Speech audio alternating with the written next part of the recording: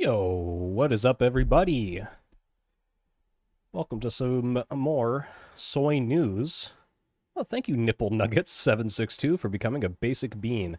So, guys, what's on the agenda for today? I was going to do a call-in for the Whick thing. They're having a panel on anti-white racism, which seems like a huge waste of time. So I thought I'd go in and complain that we're talking about white people too much. Woast Tollybots, please. Hey, if she's still there, I probably will. Although we might have more to agree on this one, considering it's not about who you voted for. However, that's in 15 to 20 minutes. I don't know if we can cover this Iran stuff in 15 to 20 minutes. So tell me what you guys think. Should we just watch the end of the panel and wait for Collins? Or should we try to get Iran out of the way before I call in? Just diarrheaed, it still hurts, so I'm sorry to hear that. Wick probably has a fully straight white panel. I think there's at least 2 brown people, and then at least 1 Jew, and then Dev is also Native American, I think. Can we reschedule news for another day? No, Silo. News is every day. Sorry.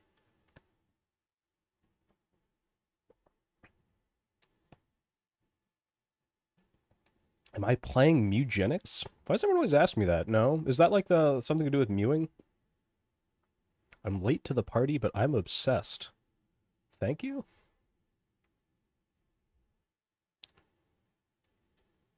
All right, I'm not seeing enough people giving me an opinion on what I should do, so I'm just going to open the panel, we'll watch the end of it, and then call in. Whoa, I am here live for the first time. Thank you for your reasonable thanks. Hey, thank you, U221. It's really nice to see Manny from Diary of a Wimpy Kid working out and taking a peek into what is going on in our country. Thank you, One Punch Man. How will I know what to think about the great deal? Totally better than Obama's deal we just made with Iran. All right, let's open up this Wick panel. Can I sign in to the soy pill? There we go. More like the goy pill, am I right? That was my alt on Twitter for a little bit. So, all right. Oh, cool. I'm really happy I'm not signing in like right now that you can see my screen because it just decided to flash my fucking phone number. All right. I built this website in 5 minutes with Wix Harmony. So I came across. All right. Wix Harmony ad. Wait, do I not have YouTube Premium on this? I guess not. All right, hold on. Let me throw this up on screen. That looks right to me. And go here. There we go. Put this down here. Are we cooked? A little bit. All right. There are some people who... I'll touch of a woman is my line. Let's see what they're talking about now. Yeah, how many kids you got, Tally? For context, for some reason they're having a panel on anti-white racism and whether it's a problem. In my opinion, no.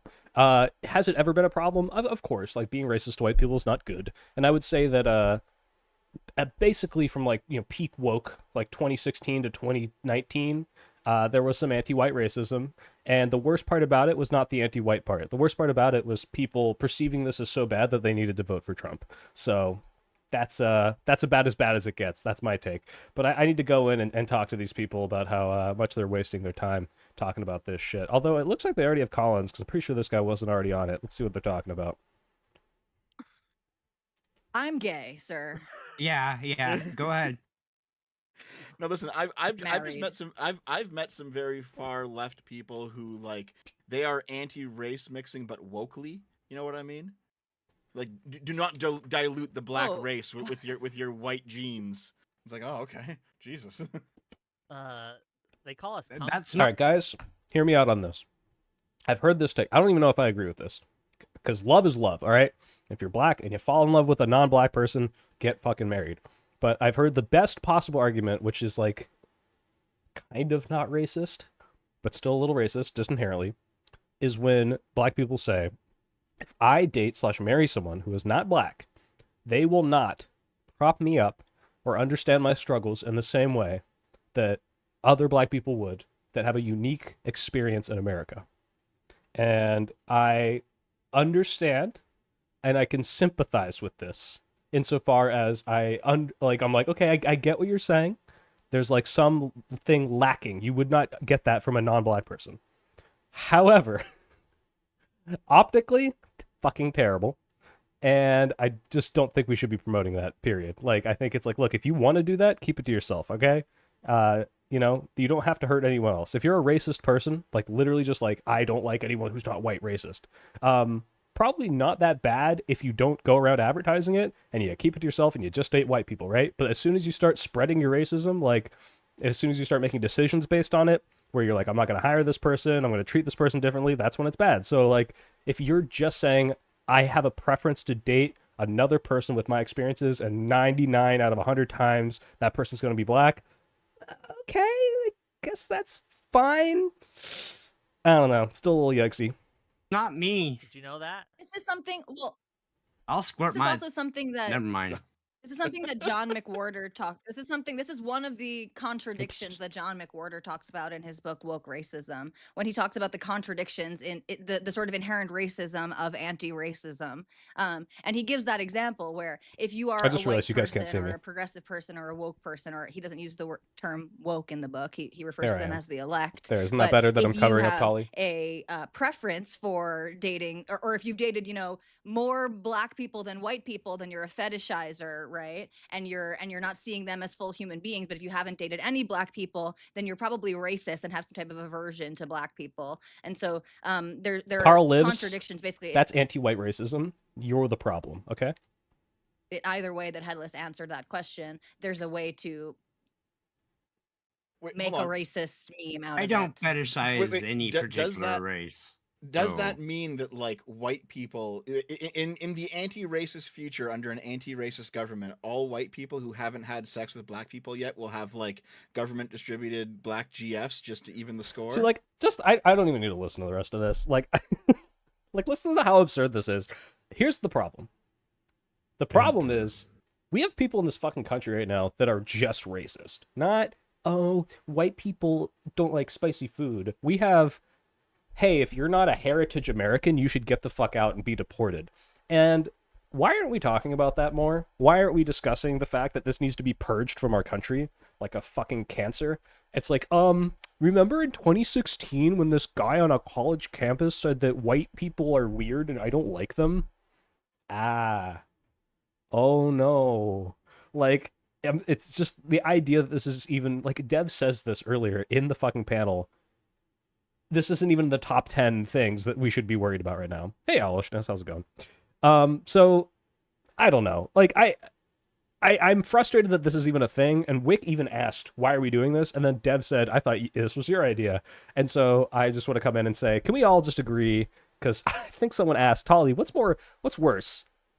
Anti-black racism or anti-white racism? And she, like, hesitates for a while.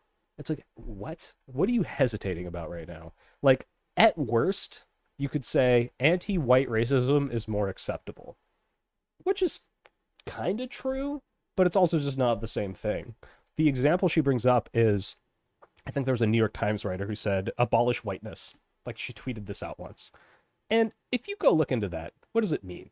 It does not mean kill all white people. What it means is whiteness is a concept where we have taken all of these different ethnicities, Germans and Italians and Spanish and Norwegians, and said, you're all the same thing in order to make an outgroup and say, everyone who's not that, you're bad.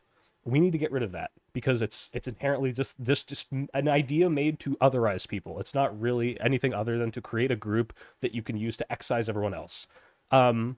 Now, should you say abolish whiteness? Probably not, because you sound like a fucking crazy person. And what I just said, which is a very reasonable thing, is not inherently baked into that statement. It is not self-explanatory.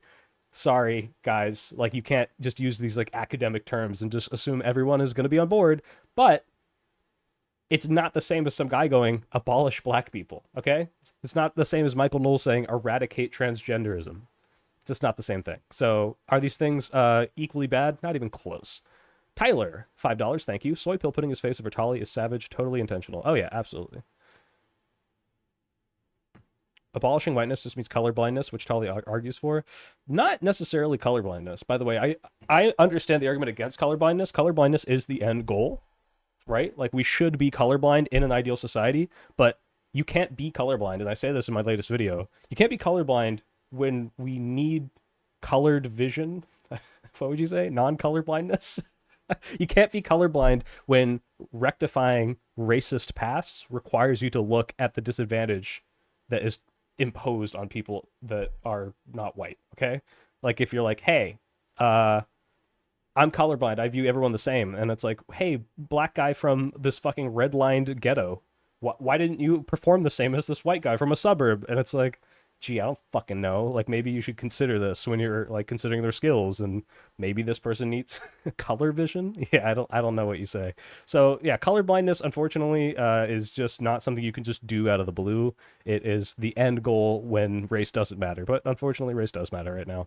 And they're talking about like, oh, you can't have your own black schools and you can't have your own black groups. And it's like, why do you think those things exist? Why do you think there are black fraternities? It's not because black people are like, you know what, fuck white people. We're gonna be racist and exclude them. It's like, no, because they weren't let in the white fraternities and they had to make their own.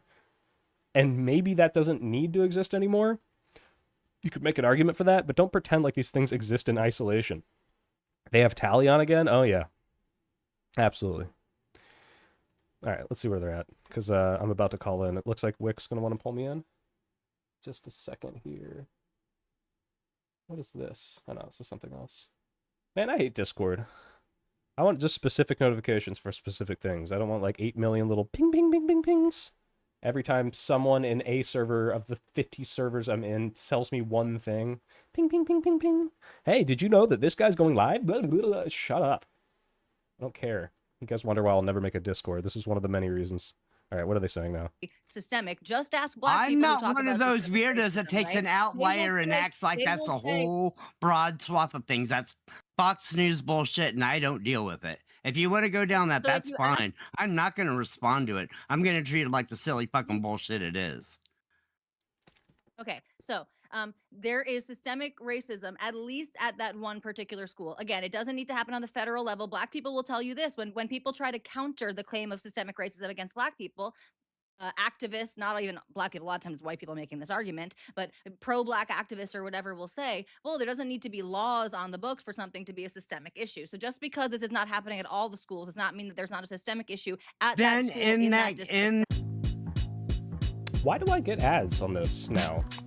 Oh, because I'm in an incognito window. Well, good thing Try this to won't do be a long. statistical analysis here. Don't get the denominator wrong, because we're talking about a school that had layoffs coming, right? So you can't compare that to a bunch of schools that don't have the opportunity to fire their white employees. So you need to find what the denominator is for schools that had to go through some type of layoff process, and then from there determine how many of them were doing that on a racialized basis. Because comparing that school to schools that don't even have the option to discriminate against their white employees would not be a fair equivalence.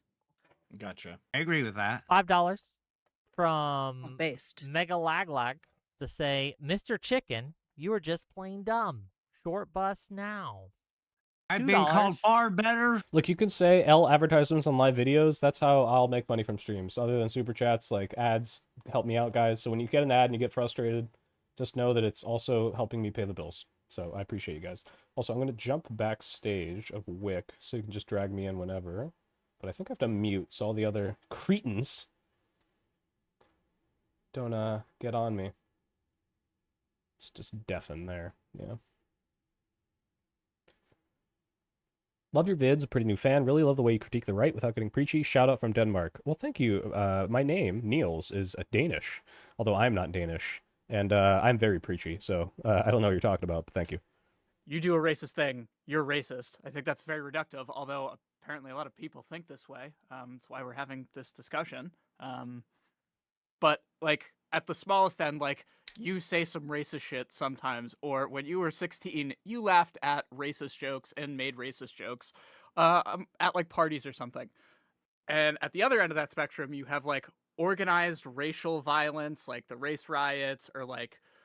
Isn't my name Charlie? Only insofar as we are Charlie Kirk. Only insofar as that, but no, my name's Niels. A majority black fraternity, the Tri-Lambs, were the only ones to give a plucky group of academically gifted students a chance at Adams College. From No Fame, please. Thank you for the $5. I don't know if you're framing this as a good thing or a bad thing. I'm a little confused. Like, that sounds good that they were the only ones to give them a group or a chance, this group a chance at Adams College. Oh. You're quoting Revenge of the Nerds? Okay, I've never seen it. I heard it's a little rapey, like they like try to drug people.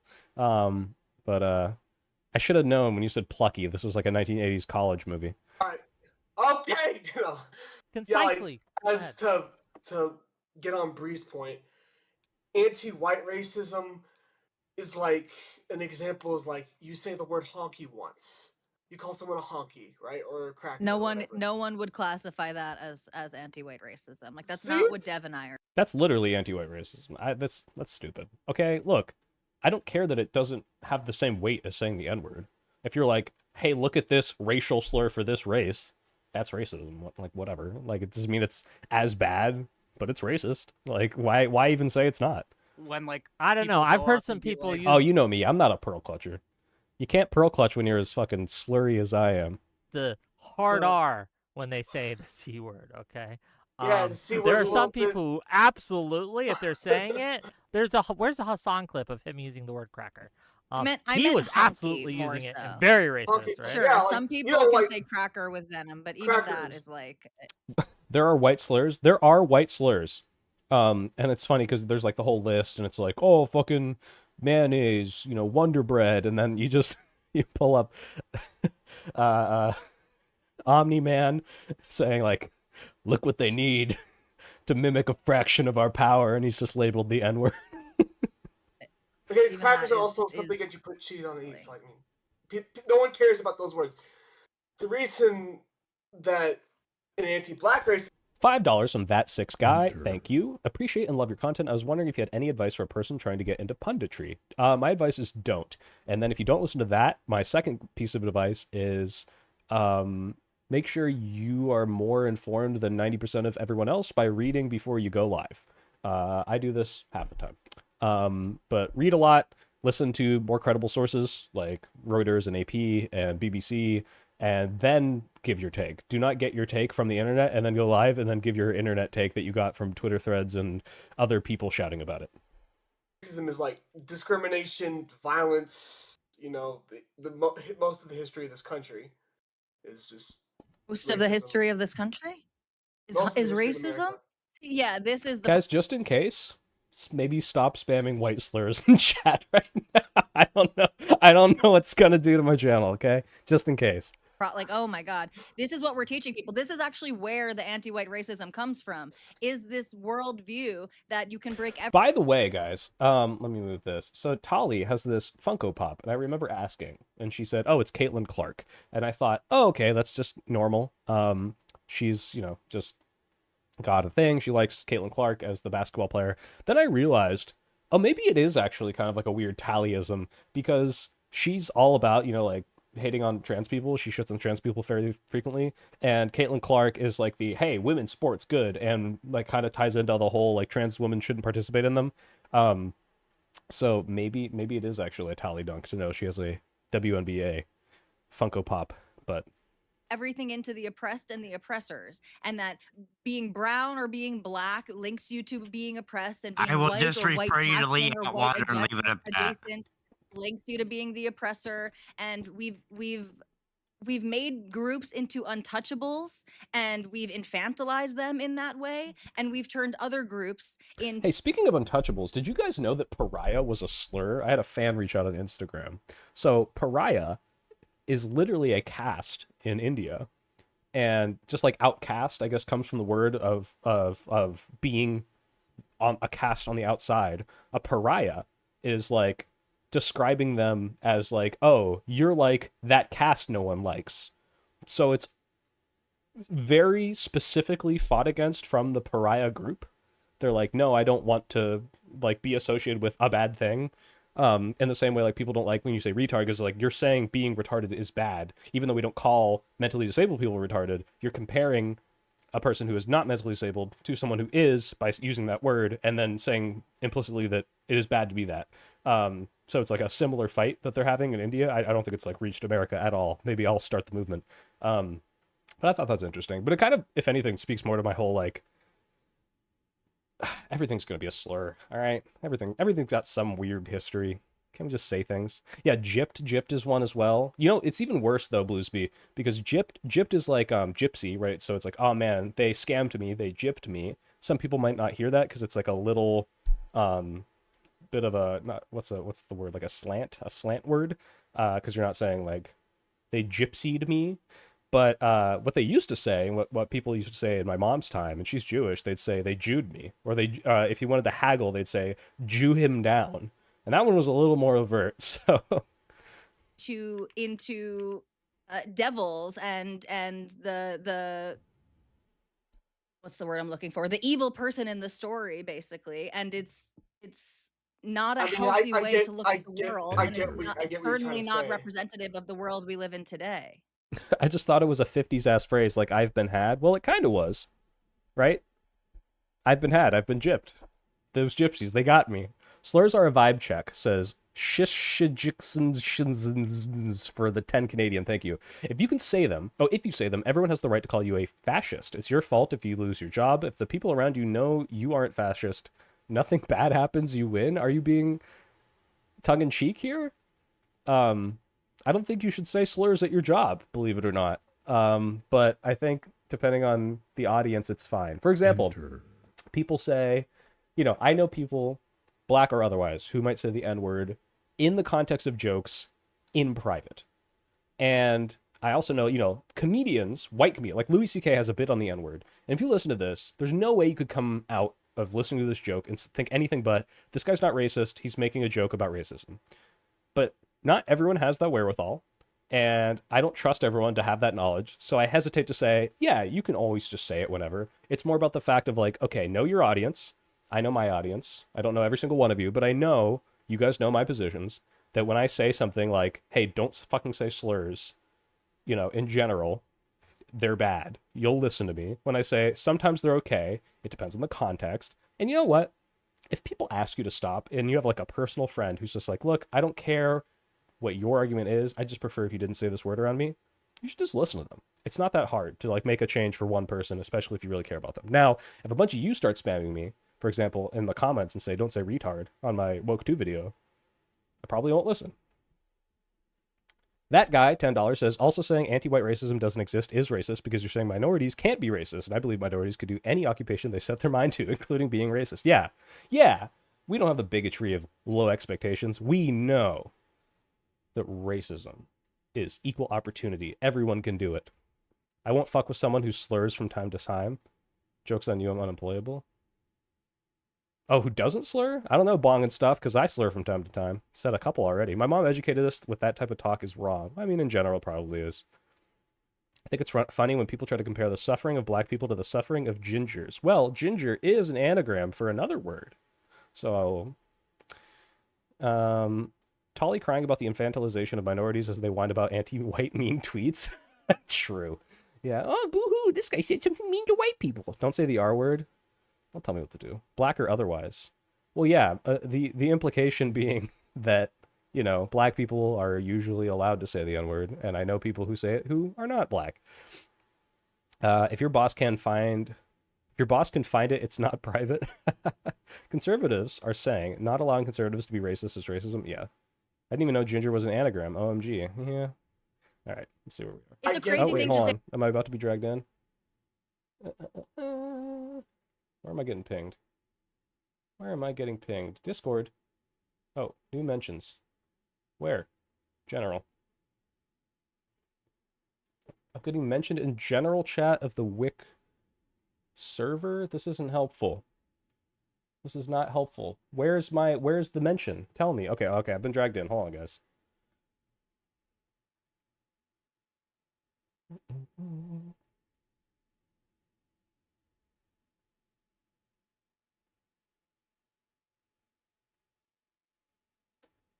Are we saying, is the question whether or not the Democratic Party has an anti-racism problem, or whether the left? The left. Oh, the left. It's- Yeah, it's- the yeah, far the left left, yeah. does. We're talking about like the left generally, or the far left? I mean, what's your answer, man? Like, do you have a question for the panel, or what's your thoughts? Well, yeah. So I don't think anti-white racism is even remotely like present in the Democratic Party. on the very far left it exists, but even then it's like it's not really serious. I know a lot of people who are like far leftists, like socialist types. When they engage in anti-white racism, a lot of them are white, by the way, and they hang out with white people and they date white people. The idea that these people are like legitimately anti-white and that they're trying to enact anti-white policy, I don't really see it. I think it's something that conservatives kind of bitch and moan about, while simultaneously supporting people that say stuff like, you know, Haitians are eating the cats and dogs, and we got to purge the country of all these Mexicans and stuff like that. You're going to be shocked it's just not to serious. find out the race of J.D. Vance's wife. You're going to be shocked if you think that. Why would I be shocked? Because one of your defenses is that they're dating white people. So how can they be racist against white people? And I'm just telling you, you're going to be shocked at the races of some of the most racist people you can ever find. Whick, she's Aryan. You have to understand. Well, yes, but look at what does J.D. Vance do in action versus the people that are on the far left. J.D. Vance in action actually supports the minoritarian party, right, with anti-minoritarian policy, right? The people on the far left who are anti-white racist, it's like jokes and it's memes for them, and it's self-loathing. It's not like actualizing anything serious, right? I don't necessarily disagree with that, but it really depends what communities you're in. I've definitely seen some very far left communities that are serious about their anti-white racism, and thankfully they have not very much power. So I agree with Mr. Yeah. here. So then the question I have is like, why do we even pretend or like spend oxygen on this narrative? It's clearly like a psyop by the Republican Party and the far right. Because Whick wanted the panel. Yeah, well, sure, but I mean, the meta conversation. As silly as the question Okay, was. you sent me articles about the Carmelo Anthony case, and you talked about 'cause it was how wild. much the anti-white racism was a problem. That wasn't what I said in that DM. People like me do exist that truly do hate. Dev, here's the larger white question. people. I came in here to Is say the what Mr. Hex is saying. And my question is, like, you even say, I listened to the beginning of this, Dev, you're like, this isn't even in the top 10 issues. And I agree, it's not. It's not even in the top, like, 5,000 issues that are happening in this country right now. I think the closest thing that anti-white racism has ever come to being a problem is that stupid people perceived it as a problem in, like, peak woke and then voted for Trump because they thought they were being discriminated against. And that was more of a failure of messaging. Like, for example, Tali, you mentioned earlier, someone tweeted out, like, abolish whiteness, right? And, like, that sounds really inflammatory and fucking scary. And then you look at, like, what that means, and she's doing some bullshit academic thing about, like, hey, whiteness is a thing that used to group all these different Germanic and Slavic people together so that they could outgroup black people. We need to get rid of the concept of it, which is an agreeable thing if you look into it, but is not conveyed at all in abolish whiteness and just turns everyone away. So in that sense, that's bad. But, like, we have like senators from Minnesota saying we need heritage Americans to be American. Let's deport all of the fucking minorities. If you weren't born here, you shouldn't hold office. And we're wasting any more than 10 seconds talking about the concept of anti-white racism, which basically doesn't matter. I think this is super fucking ridiculous. And Whick, when you suggest it, it's fucking stupid. When Dev, even if it's not your idea, when you're like, you know what, but I will participate in it. Why? Why are we talking about this? This is fucking such a waste of time. Well, I had a free time tonight, so I was like, yeah, I'll come on. You should use that free time to talk Also, about to be clear, anti-black racism, which is more important. So and we need more black Jung, people on this Sarah panel, Jung, the so I can sit my journalist White who House was down and added listen. to the New York Times editorial Oh god, board. the Sarah Jong She didn't article. I just remember say, the story. Yeah, so she didn't just say abolish whiteness, right? She tweeted out cancel white people. She tweeted out white men are bullshit. She tweeted out, oh man, it's kind of sick how much joy I get out of being cruel to old white men. She tweeted about white people being genetically predisposed to live underground like groveling goblins. Holy shit. So Okay. I would say that All right. goes that goes a lot farther. That goes a lot farther goes than what far I thought. Sure. beyond saying Okay. White who said people this? who were Hold on Slav a and second, Irish. though. No. Tally, Okay. Tally, please. Yeah, sure. Who said this? Okay. Tally, because I did a Who said big this? deep dive into Sarah Jong. Okay, do you know what happened to her after all these tweets were uncovered? Remember that initially the New York Times stuck by her, but if there was a Yeah, negative they fired consequence, her. that would They be good fired to her. hear. Yes. She was What an editor at the New cultural York Times. relevance does They this fired person her. even have? Yeah. One, what Did cultural anybody relevance, listen and to They Times two. suspended her at Our first land? because this came out when she was being added to the editorial board. So, Okay, like, and this but person has no ultimately the self-confidence. backlash This is showed that, like, 2017. ultimately You the focus on anti-white. it. because you have a bias. Ultimately, the anti-white racism was I enough think of a if problem you're that the they kind of fired person- her. And ultimately, and the same with the Carmelo Anthony thing, you can talk about like, hey, look at all these people like saying that like he should have got a lower sentence, or saying that like this was like a miscarriage of justice. Okay, but what actually happened? What happened was a black guy killed a white guy, and he went to jail for it. Like when people are upset about the system, when they're upset about anti-black racism, it's because a guy kills a black guy and then they get off for free. And this is like a complete like justification. This guy killed a guy and he went to jail, and the system operated the way it was supposed to, and we're complaining that people complained about that. Like, how is this at all equal to when people are upset that the system is discriminating against them, which did not happen at all here? Or when this woman is like what you just described, Holly, that goes far beyond what I thought about it. Okay, sure, she was being actually racist against white people. Was not fired. Sorry, I just looked into it. She was not fired. She was correct. She was allowed to step down from her position, and they transitioned her from the editorial board to an opinion columnist role in 2019, and then later she left the New York Times to join The Verge in 2022. So she was never fired. Okay, let's say it's allowed worse. to step Let's say it's down worse. is- Let's say she got allowed a to step fucking down is promotion. firing. She was Hold on, allowed yeah, to but she transition. went She was from allowed one to transition columnist to another part of another the columnist. Is that magazine. firing? Okay, fair Right? enough, Like fine, it's like fine. it's like when the Catholic Wait, Church took the why are priest we and talking fired about? them from one parish and sent them to another parish. Like, okay. Yeah, but Yeah. Wick, the point is that Yeah, this that's was bad, but, obviously like- optically bad, no, and they hold tried on, to hold move on. her. But regardless, let's say they didn't. Then what? What did this do? Did this discriminate against whites, or was What? this one person saying racist Yeah, who stuff into cares? the Like- ether? What did this affect? Kelly, But don't, Well, Kelly it's voted bad. for It's Donald bad Trump. to you guys are defend saying? it. Like, who It's bad cares? to what Kelly defend it. voted It for Donald normalizes Trump, it. and she's over here like wringing her hands, bro. Are you This is so serious? boring, though. Come on. But, I think Are we doing this that is again? boring. No, it's like, not. we don't No, it's care not. if they Let me do this make a towards point. white people. Let me make a point. I mean, like, that's the problem. No one right? said no, Wick. No one's saying don't No. care. We can say we can all. I'm me make- assuming everyone here agrees. What the Sarah Jong again? I don't know her name, and I'm Racism bad, yeah. gonna that's Congratulations. bad, right? We all agree that that's Yeah. bad. Yes. Okay, now what? Let me make a now, point real now, fast. who Let me gives a while you fuck? guys have What the is this floor, person okay? doing to perpetuate Yeah, anti-white racism that actually affects white people in any way, shape, or form? Let me make a point real fast, okay? I think if you spend all your time as a political commentator looking for, seeking out, and promoting every single anecdote you could find of anti-white racism, regardless of how much cultural penetration those people have, but you don't talk at all about the like legitimate systemic racism against like minorities, there's a word for when you have a bias, and that bias is along racial lines. Yes. And there's a word for when you would excuse and say, well, it's bad, but what you gonna do? What's the real effect? No, we're not towards excusing white it. We're people, calling but it. you We're pointing out the focus scope and the entirely scale. on another. Yes, there is a word for that. I agree. Also, there's one extra element to this story. I think there's a sexual component to this because Sarah Jong is also very open about how she only dates white men, and she makes like a sexual thing out of it. So there's there's something going on here. That's Yeah, never ask It's a a wide story. racist As who we they're but we who they're already- dating. we already- because- We've already yes. established that. If you But seek yeah, out that's already only built in. anti-white stories in order to distract away from No one anti-Maniforian here is doing racism, that. Yeah, hold on. Who's though. doing how that? much do you? How much wait, do you, who's doing how that? much The do you entirety of the Kelly? right wing from 2015 to Kelly, 2020, and still Here. to this day are Kelly. trying to do it. Right now. I Kelly. think Dev, I don't know your Kelly. whole history. Don't get me wrong. Did you participate in the whole like anti-SJW stuff like back then? yes, but not necessarily the Correctly. race component Correctly. of it. Yeah. Okay. Holly. I was much more involved in the Gamergate like cultural side of it. Yeah, for sure. and like, let's be real. Like, if you look back at Gamergate, like, what was the actual effect of I don't know, fucking Anita Sarkeesian or like the worsts of woke? Nothing, like dude. nothing. It That one really chick, did not amount the to Five nearly. Guys chick was a literal who. That Sorry, white what? chick who was fucked by five guys or whatever Yeah, was a Zoe literal Quinn, who. No one knew who this fucking person was. Yeah. She had no effect on the gaming industry writ large. Well, Like, I mean, because people here's- go out of their way- Hear me out, man. Here, it's because Okay, I go was ahead, yeah. I was heavily involved in Gamergate. I did not. I was get too. I was on involved. 4chan. I'm a 4chanian. Yeah, me too, I'm man. an me old too. friend.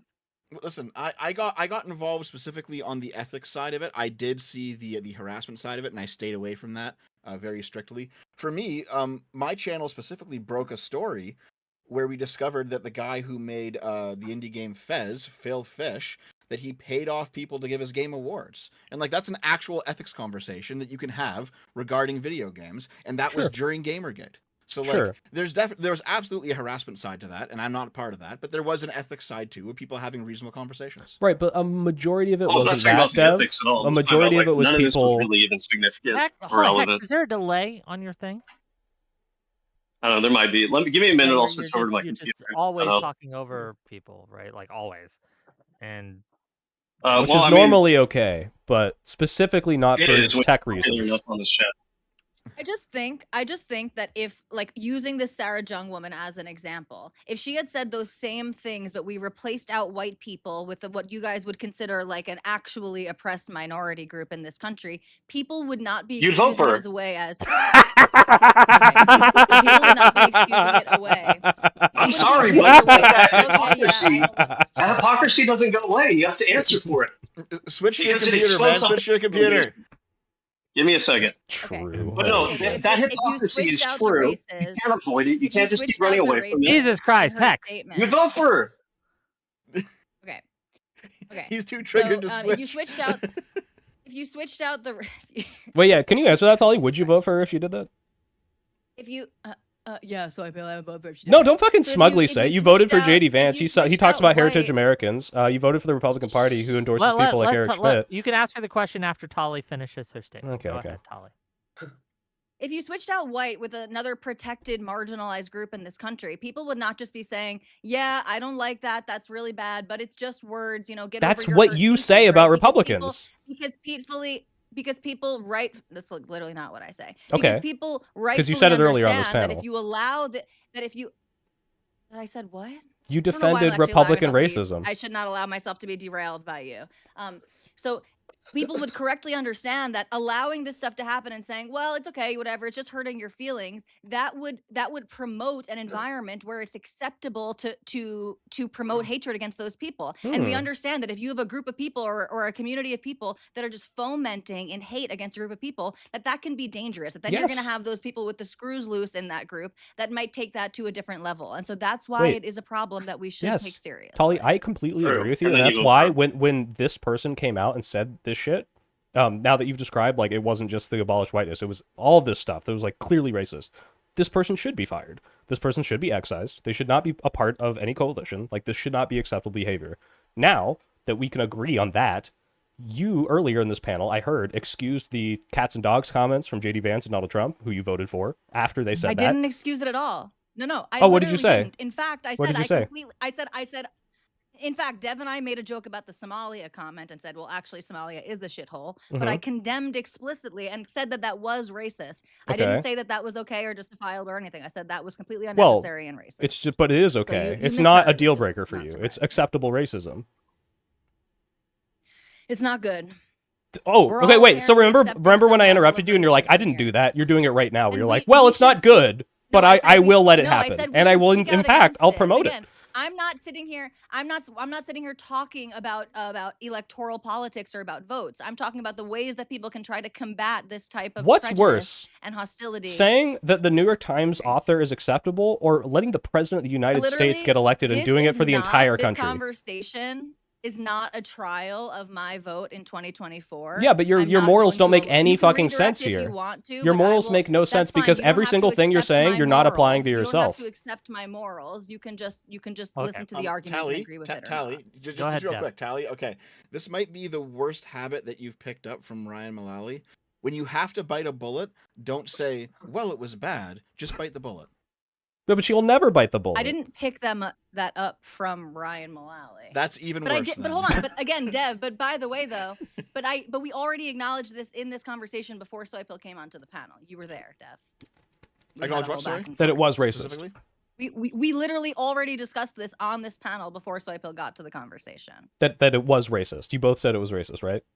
Yes, of course. Correct. Okay, but it's okay. I don't think so. No, it's not okay. Well, you'll vote for them if they do it. Doesn't mean it's okay. Okay. Interesting. Hold on. Do you think what Plattner did was okay when he lied about the Nazi tattoo? No. Oh, but you'd vote for him. But you'll vote for him. But lying about the Nazi tattoo isn't part of his platform.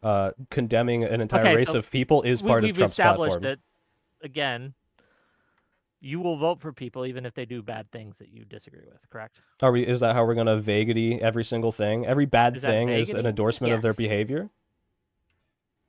I'm saying it's not a deal breaker. Yes, if apparently. Plattner yeah. was and if that Plattner wasn't a deal breaker for Tolly, and she's got to hold that out. Lying is And not a deal breaker that's for not a me. deal breaker Being for you. racist to You the gotta point hold of that condemning out. an entire race of people is a deal breaker for me. Yes. Those are very different fucking things. So Plattner, if he was still a Nazi, or if he ever was one, I think he was just being an edgy idiot. I think that would be a deal breaker for me. I wouldn't give a fuck. In the same way AOC made sure that anti-Semite, in the same way that AOC made sure that anti-Semite did not get elected, even though they were a Democrat, that's where vote blue no matter who stops for me, where it's like, no, this person should not be elected. I'm sorry. Soy Pill, you said that Biden could break in and rape your whole family and you'd still vote for him over Trump. Yep. If that's Yes. wait, Well, but if his platform, but if his platform was I'm gonna rape into every America family, then I wouldn't vote for him. But if Donald Trump says in a comment somewhere, hey, I don't like black people or whatever, this is pretty fucking bad. However, if he then goes on to make his entire platform, I'm going to improve black people's lives through all these economic policies, which he didn't, by the way, but let's just say he did. I would think that these two things could be weighed, and you could say, okay, this racism is fucking awful, but I don't think this is indicative of the platform that he holds. However, if he's on stage during a debate and saying, hey, let's condemn all Somalis. Let's say Somalis are people that fucking eat cats and dogs. Yeah, that's a lot fucking different. Do you agree, Whick? Do I agree? Well, you're the one pressing me. There's differences here. Yes. Okay. I do agree that there's differences here. Yes, that's true. Yes. But I still, I still think that your line is not my line, and I think that what someone coming in and raping my whole family would be mean I don't vote for them. I mean that would just be true. Wait. Yes, I don't. I gotta ask you the Ryan Mullally question. Wait. Okay, Winston Churchill breaks into your house and rapes your whole family. Would you vote for Hitler? No, I wouldn't vote for anyone. You wouldn't vote to stop Hitler? Home. You wouldn't vote to stop Hitler? I would not vote for Winston Churchill. That's selfish. He would not. That's get selfish, my vote. Wick. It might be, but it's still true. You gotta learn to put aside your grievances. I want to give Fuhrer Fresser. He's calling in, and I think he might have some interesting takes. Go ahead. I would definitely call that true, because I'm sitting on the more conservative side of things. I'm a blue dog Democrat as much as they exist anymore in the country. And so for me, one of the things that kind of, I don't know, it rubs me the wrong way is that we conflate race as well as with culture. So taking, for example, the Haitians eat cats and dogs thing, I think that's more of a culture to Haiti thing, and that tarring like an entire racial group that way probably wasn't the best way to go about that. I would say 100%. Xenophobic. Yeah, understatement of the very xenophobic. Yeah, absolutely. But you still have to address that there are sometimes issues with certain communities causing problems. I think the more recent Somali fraud issue is a better one to point at because you can actually see continuous examples of a tribe, not necessarily all Somalis, but particular tribes potentially within that culture who take advantage of systems because that's just how they did it in Somalia or wherever they came from. And it's the integration piece that I think we've been missing a lot of within a lot of this immigration that the United States has been receiving recently. Didn't the lady who get charged with like the most serious crimes, wasn't she white? She was, in fact. She was, yes. Do you think that people like Nick Shirley or the Trump admin are sincerely concerned about fraud, or they're highlighting immigrant groups like Somalis to drive up anti-Somali sentiment? Oh, absolutely not. They do not care. But yes, you can absolutely point out something bad and have bad intentions when you point it out. Sure. That's two things that are not... We can just say fraud is bad, and regardless of who is more predisposed based on their, like, a country of origin's culture to do it, it doesn't matter. We should just prosecute fraud and not use this to restrict immigration from certain places, to deport people based on who they are with collective punishment for what country they came from, and that's what the Trump admin is trying to do. So I think any credence given to them is ridiculous. And again, I don't agree with the Trump admin on their approach. I think they're tapping on a real problem. I think their solutions are bad. I think you can go in and you can take a look at the fraud and not excuse it because it's coming from a racial minority, which that has been proven coming up several times when they were investigating this, where audits and things that would have normally shut down these types of, let's just say the daycares in this particular case, got them shut down. And yeah, God, the Leering centers. The fact that they have one down here in Texas too also didn't help the entire thing, but that's neither here nor there. What was I going to say? you can deal with these issues and you can also not excuse them. I think we've had the problem of ping-ponging between both extremes, where one side didn't want to appear racist by going after these particular groups, because you could make a racial argument, right? If it's mostly Somalis doing that, with, of course, some white people participating as well, and people look at that from the outside and says, well, you're going after the Somali community. Well, they're the community that's doing it. How do we square that circle, essentially, without coming across this? You do realize that at least some of the people highlighted in Nick Shirley's video were already under investigation and had been since 2024? Correct. There was I think it was the Leering Center, or was one of the other ones that had been shut down 7 times and had their license suspended at the time they were still in operation and were still pulling funds, based on the government reporting of that. That's all true, but I mean, the idea that the Democrats just didn't want to look into it because they didn't want to appear racist, that seems to be false.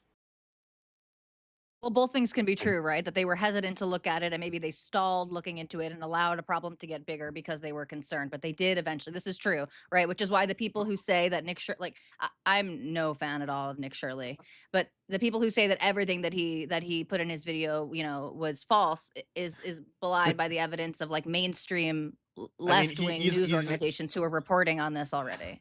He's a fucking Down syndrome baby. He's one of the worst YouTubers I've ever seen in my life. I agree. But like, I think you need proof to say that the Democrats dragged their heels on this.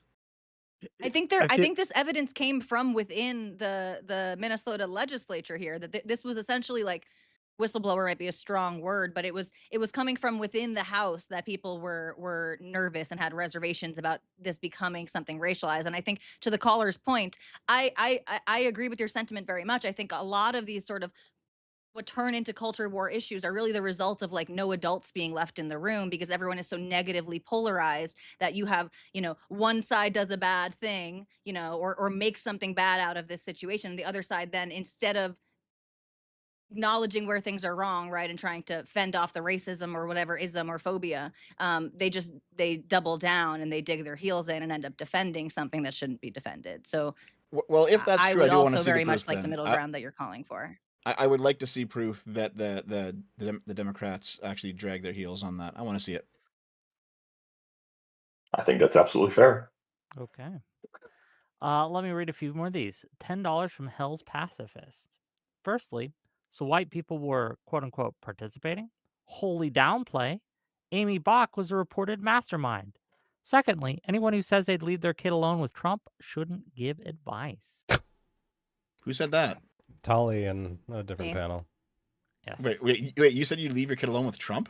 Over Plattner, I believe, though, was the comparison. I'd said I'd rather leave my daughter, or even more so myself. Like, I'd rather be trapped in a room with Trump than Graham Plattner, for Which is still fucking wild. Really, the guy who called his own daughter hot. Yeah, but not Tolly's daughter. It wasn't Tolly's daughter. Plattner's not old. Trump is old, and like you can just push him to the ground and he won't get up. Yeah, I mean, he'll still try and shoot his load. I mean, yeah, $5 from Bulb Sweet Bulb to say, just thought I'd remind everyone about the creeping inevitability of death, and there's nothing we can do to stop it. Hell yeah. Great panel. Thank you for that. You say that for $2 right now. from Protest. Right now. It's only a problem if you don't touch grass, Dev. I'm not sure what. Oh yeah, anti-white racism is only a problem if you don't touch grass. I think that's probably mostly true. And I'm speaking of someone who went to a really liberal college and faced some anti-white racism. It was at worst. What was the worst anti-white racism you faced, Soypil? Oh my god, it was like, first of all, there was are like you a white? black. Yeah, well, I'm Jewish, so some white people would say I'm not, but I'm as white as I need to be to blend in, like all the Jews do in all of our societies, right? Because that's how we subvert them. No, I mean, like the worst it would be like, I think I went to like a women's group because it was like a extra credit for a gender studies class I took as an elective, and everyone was like, why is there a white guy here? And that was it. It's just like, whatever. I mean, I also received like a progressive education, and I had similar experiences at the university. And I mean, that's bad, but it's not that big of a deal compared to other things that are happening right now. $2 from Let Icarus. Talking about racism when there's a genocide. Okay, well, thank you for Which genocide are we talking about? Unironically, though, talking about anti-white racism when there's people currently with the levers of power who can implement racism to an extent that might get us back to like 70s, 60s, and more. Yeah, why the fuck are we talking about this? Because we've already had 1,000 Trump panels. I can do one of these. Okay. I was asking this. I was asking myself the same question that I remember. I signed up for the panel. So yeah, again, that's why- we've done 1,000. Look, gang, we've done dozens, hundreds even of anti-right wing panels in various and asking. And we should do questions hundreds that might more. be anti-right wing. We can do 1 or 2 on the left side. Let them know no reprieve from snark, Whick. They don't deserve it. 10. Well, Probably all of your my next panel, anti-snark Whick. panels are anti-white ring. Whatever the $10 panel from is, No let me Eon know. to say, I don't think we're serious about mending race relations without strong reparations of a pro-education, anti-poverty sort. Bottling it down with colorblindness isn't as healthy as it sounds. Reconcile America. What are your thoughts? I think colorblindness, I heard Tolly mention colorblindness earlier, and I was going to say I actually sympathize with this idea because I think it's very idealistic, but it's also like from the right place. Hey, what if we all just stop talking about race? Wouldn't it be better? And the answer is yes. But unfortunately, you can't like stop in the middle of, fucking people over for hundreds of years and then be like, okay, now we're all even, right? Because clearly these things don't disappear. Clearly these things still have downstream effects. I think one of you guys mentioned it. Get Money Dre, I think, was talking about this, where it's like, yeah, like you can't look at like formerly redlined ghettos and the fact that people like have a lot harder time having any wealth mobility and be like, hey, all right, your turn to figure it out. Like you just can't. You have to acknowledge that like race still has a factor. There are still people in power today, in fucking Congress, in the White House, who are using race to be racist. So when you look at like, why is there an all-black fraternity? It's like, well, why is there an all-black fraternity, right? It's not to discriminate against white people. It's because they weren't allowed to join fraternities. And then they had to form their own. And maybe now it's not as necessary. So maybe you could get rid of them. But like, is that the problem? Or is the problem that like, there are people with the levers of power who are trying to implement our racism in our society? And like, we can't just say, hey, colorblind guys. It's like, well, these guys aren't colorblind. Like, race isn't real. Now, I'm going to keep saying that, but these guys believe it's real and they're trying to do racist things. So we still need to talk about it. So colorblindness is like 100, 200, 500 years down the road if we make it that far. Okay. $2 from Yes, I did enjoy your Woke 2 video, speaking of that. Oh, thank you, Dave. Okay. $2 from Protest. What is Tolly's opinion on DEI? It's probably negative. It is. Okay. $5 from the Tyler J. Donating because I want more content like this where Soy Pill absolutely owns Tolly in the VC. Like, this is a question. Soy Pill, why do you only jump on the panel when I have Tolly on? Why don't you ever jump on a call in when it's just me and the boys hanging out? Why didn't you call in, I don't know, the other day? What was the other day? Pisco and Reason Riffs and then. Oh, because I had Live and Learn and I was sick. I just got better. But Pisco I'll jump in on more on panels. There. No, you didn't have Live and Learn. No, you didn't have Live and Learn. It was Monday, Pisco right? was on the panel. If it wasn't Monday, I guess it wasn't. Because, yeah, Pisco's on Live and Learn. So, yeah, because I was sick. That's why. Oh, uh-huh. I've been sick since Monday. $5, $10 from Hell. I already read that one. $10 from Pondering Politics. Please ask Soy Pill how Joe defines populism. I don't know. So first of all, let Joe answer. Bring Joe on. If Joe wants to Joe? come on, he's more than welcome. Joe Mama. I'm sure Joe was on a panel and he took 8 hours to define populism, and now Josiah makes it my problem every time he has the opportunity to. Wait, is this Kung Fu Joe that we're talking about? It's Joe. Because that guy takes 8 hours to say fucking anything. Joe Lewis, different Joe. There's too many Joes. I guess, yeah. I don't know. I think that this. Wait. I gotta mute because I have to ask this. I see Avocado Loco and Missy. Both of you have YouTubers as your profile pictures, but you are not those people. So I see a Denims and I see a Cody, and I need to know why. Are there people out there with Soy Pill profile pictures who aren't Soy Pill? What's going on in this country, where the people who are anti-white do get power? So I think nipping it in the bud now with a panel or two here and there is perfectly acceptable and perfectly I know you're fine. not Denims. I know you're not Cody. Yeah, what? I agree with that. What's going on? What is going on? Because it's a problem, but not a major problem. A little bit of cultural reinforcement here and there to make sure people understand. No, you can't be racist against whites either. That's okay. Yeah, we tend to run this soft cover. People do, right? Where they'll just well, why are we even talking about? It's not even soft. Something. Where there's be firm with the cringe lefties. Kick them the fuck out. Let them know that they're not welcome. Yes, based. based. Okay, Young Wiz, welcome to. I'm gonna cycle some people out. Okay. Young Hello. Wiz, what do you got?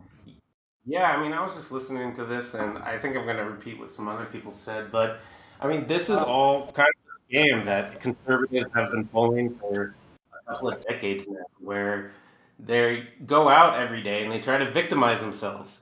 This was even in the '90s they were doing this with Buchanan, with the reverse racism, and this is happening at a time when the vice president is saying that we're not a nation connected by an idea.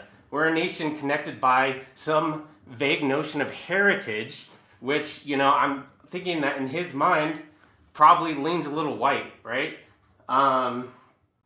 Yeah. Response? Do you think that JD Vance doesn't consider his wife and children Americans? Probably. I mean, I think Okay, people I just have disagree then. look. People have weird ideas when it comes to like people in their clearly a immediate grifter. circle. Yeah. He's a grifter. I Did can you see, definitely Tolly? agree Did you with see when he suggested hiring back that Doge person that said normalize Indian hate, and he didn't even really defend his wife at all? I didn't see that.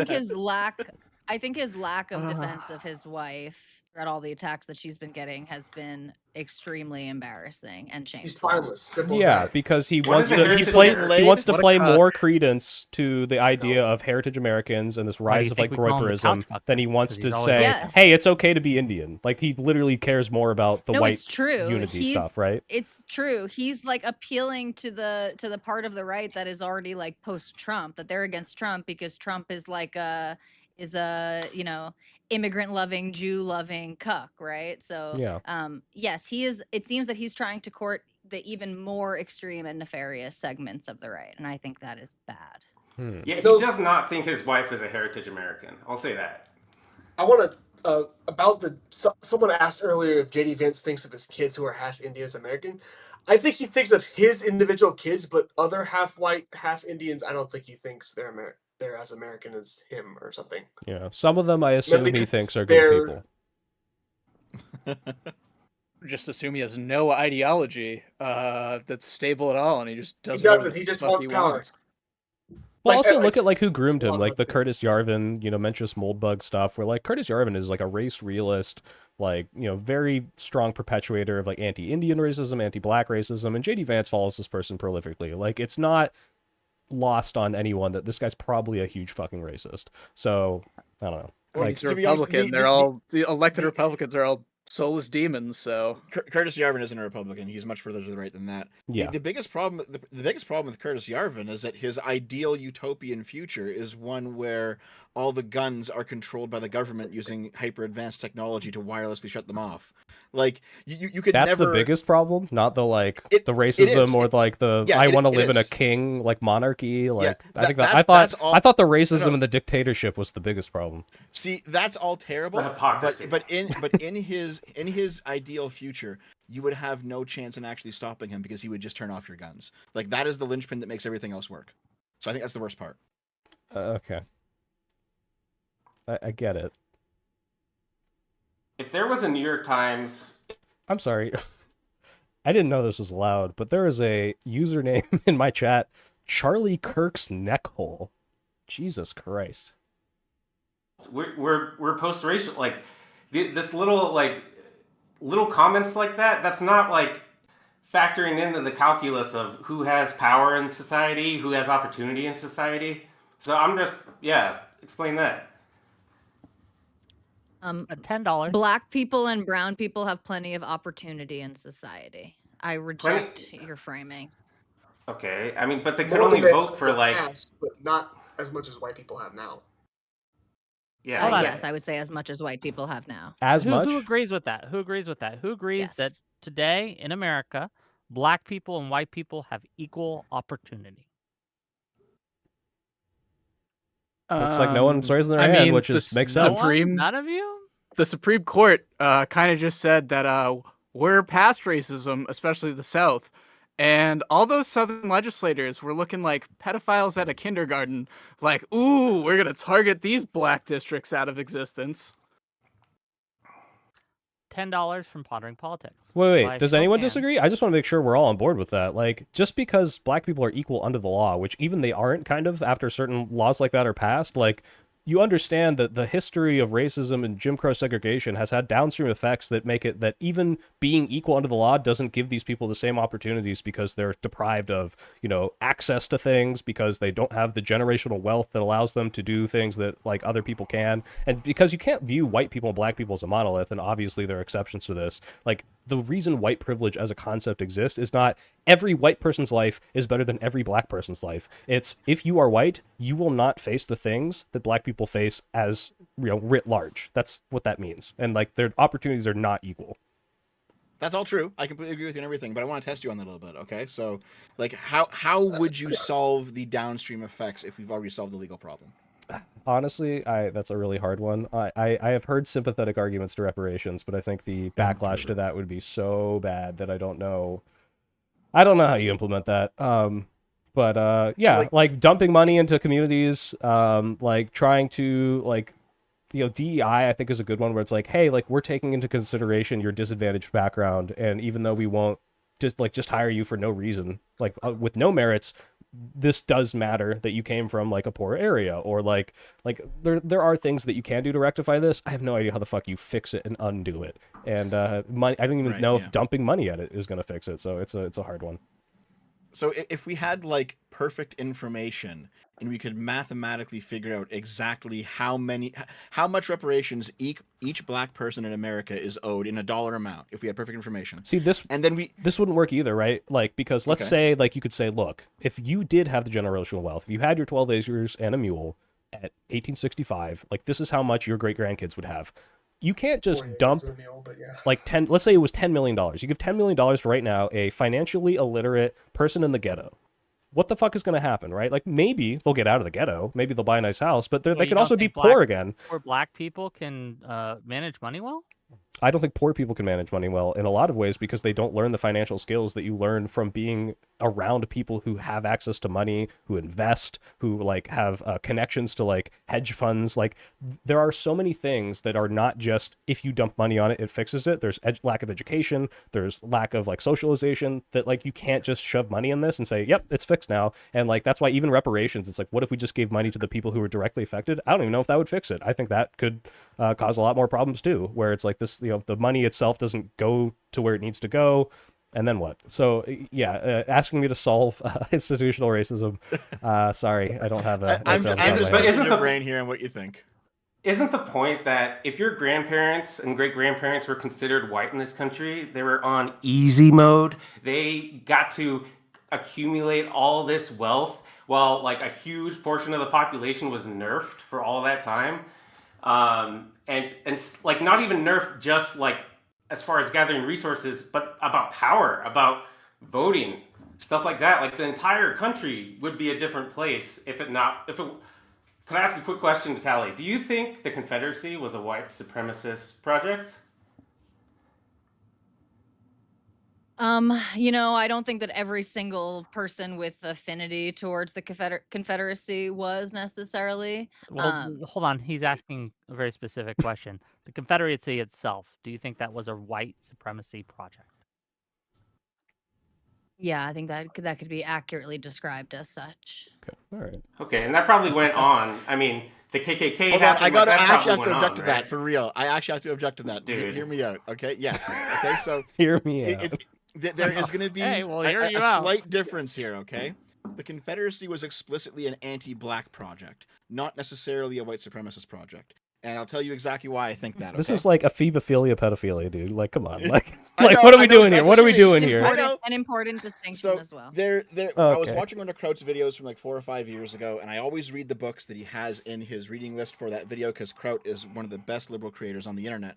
One of the books, I can't remember what it was called, but it described what the Confederates wanted to do had they won, right? And what they basically their long-term plans for their project was to make a slave empire called the Circle that encircled the Gulf of Mexico. Jesus And it went down as south as Venezuela, and it was supposed to be like a union of whites and Latinos and anyone who really wasn't black, and the blacks were going to be all the slaves. So their long-term project was explicitly anti-blackness, not necessarily white supremacy. Yeah, but What if you're kind of- anti-black, That's what- implicitly, That is right here. implicitly one group I is agree going with to that be superior, which is going to be the white people, Well, he's right? including the Sure, but Mexicans. if that's only if you What- dichotomize the entirety of humanity as white and black and ignore like. Also, you know, hi Butters, how's it going? Hello. Butter. Oh, Okay, by the way, Butter, wait, since wait, you're here. Butter, Wait, since you're Soy here, Pill, real what do you quick. got? So Soy Pill, Butters real is the quick. guy who made the art that you objected to with the bulge. He's the culprit. Oh, your little Can't bulgy. believe you Okay, objected- I yeah. can't believe you, Soybill. You're censoring my art. I didn't say it Why shouldn't filthy, exist. I'm just disgusting saying art. that's an interesting choice. What what was this? Dev had have- a profile what- picture and he just had a huge fucking bulge in it, and it was distracting. It was not huge. It was pathetically tiny. Okay, well, you know what? Thanks for that, by the way. We're I not all appreciate gifted, it. okay, Butters? Okay. $10 from Pondering Politics, and I want to hear what Butters called him for. On a more serious note, just real quick, kinda- let me make my money. I'm gonna glaze Whick for a moment. Yeah, hold on, Butters. Oh, sorry. Let me make my money, and then I'll pass you Sorry. the mic, okay? All right. $10 from Pondering Politics. By a show of hands, who on the panel supports court packing? Yeah. All right, Packet Josiah. meeting. Spreading the The gospel. answer is Democrats. yes, obviously. I got Only into by some trouble for it Democrats. recently. Hold At on. Congress Supporting first. Dev. Supporting Yeah. court packing isn't what got you into trouble. that's technically That's true. not That's what true. got you into trouble. At least not the trouble. Real quick, international spying, $5. One, I need to say, make more videos. They're addicting. I just finished recording one yesterday. I'm sick, but my editor, the soy sauce, is chopping it up, and I'm going to help her finish that over the weekend. It's due on the 25th. So, new video much sooner than normal. That's my vegan video. Who would I say is my top 3 presidents? I'm going to say probably like Clinton, FDR, and then Taft, just for being the biggest and largest president. This panel does feel like it's right out of 2018, though. You know, It's kind of nostalgic in a weird sense. Well, you know, we gotta do a flashback cinema sometimes. But okay, with that, Butters. But if you it were called in. 2018, I'd be arguing on the other side of the panel. So I'm glad that we're in 2026. Wait, Okay, what? Damn. So, Wait, you'd say it's I'm gonna glaze more over of a here, problem because now than back there's a then? point I want to kind of bring up, which I was is kind of woke. around nipping the problem of anti-white racism in the bud. So, obviously, despite a suspicious number of Canadians in this panel, you're mostly talking about the States. For anybody who's deaf, I'm from England, and here we've had some more significant issues with that. Last year we had the sentencing council. Peter, I don't mind, but why are you doing Charlie Kirk conspiracy posting in my chat? Is this really the time? Body, which came out with guidance which was literally white people should receive harsher sentences in the courts than black people as part of reparations. That was an actual policy that was pushed forward. It was thankfully lambasted by basically everybody, and they were forced to undo that guidance, and legislation is currently underway to outlaw that entirely. But that was like that is something that you can point to as actual systemic differences that are anti-white racism in action. Policies like that would absolutely destroy the left in this country if that had actually gone through. Even just the suggestion of it tanked Labour's support, tanked the Green Party's support, and it's part of the reason why reform is doing so well here. If you want the left to succeed in America, you do need to nip these problems in the bud. You cannot allow this to ever become an issue or ever be could you imagine if in the States they put forward guidance that said, hey, black people should have harsher sentences by law, like we suggest this. Yeah, we just do it. We just do it That anyway. happened, yeah. Like We just kind of do it. We just do it anyway, We kind of, got and it. it is bad. Yeah, But we don't I'm have to just put it saying, in words. like, We just do it. You can't, like, imagine if that rhetoric was just allowed, though. That's something that you're allowed to talk about. If you've allowed the Overton window to kind of shift that far, like, you guys are completely fucked. Like, you cannot allow things to swing that far. You need to bring things to the sensible not sensible center, but like the sensible left. Yeah, I know but what it you're sounds saying there, like Butters. Be careful. Doesn't it sound like I agree, obviously, if this stuff becomes more mainstream, you do nip it in the bud, right? But like, has it really ever? Like, it sounds like even when it's proposed as a law, literally everyone condemns this based on what you just said. I've never heard of this, but it sounds like everyone's like, no, that's fucking stupid, right? And like, that's how it should be. Like, what's the? So it's not an issue. It might be encroaching on becoming one maybe in the future. This wasn't just like some fringe nobodies. This is the sentencing council in the UK. They actually advise. This is the body that advises how sentencing should be issued in the United Kingdom. They had to have like the Prime Minister kind of come in and like actually shut that down because the government itself was trying to push this forward. What is that in America? Are they like Congress people or like? I don't know enough about the American government to be able to give you. The Americans don't have anything equivalent to this. They don't have like a guidance body that tells judges how to rule. They don't have that. Is this an advisory body that made a suggestion that went Yeah, through but that's the a pretty normal bad government suggestion. process? Yes, but this is the advisory body that is in charge of these suggestions, basically. That is like their duty. They got shot down? Yeah, but hold on. They got Do you think it's okay over if you had legislators in America suggesting to colleges that they should make it more expensive for Black people to go there? Would you be like, well, they're just making a suggestion, so it's not a big deal? It's not okay, but that's why we have a system of government so that people can put forth bad ideas and get struck down. You know, it's like only when it becomes like enacted that it's more of a problem in my mind. Okay, Scorn but, like, for let's Scorn for I say- think $5 says, "Love that Tally is anti-DEI. The Senate is the ultimate DEI, so we should abolish it." Yes. Hell Also, yeah. I hate all 2024 MAGA voters. Nah, just pack it. Pack the Senate. Can I ask a quick question? Yeah, you What just is a add what- 5 new states. Tally, what is a white abolish the person? filibuster? Every territory. Or Dev? Real quick, guys, I looked up this article. We're going to read it after on anti-white stuff. Oh, God. What's a Black person? Everyone is not White person No, is someone but... who is perceived by most people as white. Like, it's the people Yes, with the boundaries are fuzzy lighter between races. We skin. understand this. I think Tolly just gave wasn't this, probably like- the best explanation, unironically, and that's why Rachel Dolezal, until proven otherwise, was Black. I'm saying that Transracialism is valid. without a hint of irony. I think if everyone perceives you as Black, Me you're too. basically Black. Hold Me on. too. That's So very true. hold on. So if I it's made not a an V, N in if I had black. never shown my face and I Mhm. came in as a VTuber Yep. who was a Black VTuber and everyone Yep. thought I was Black, Yep.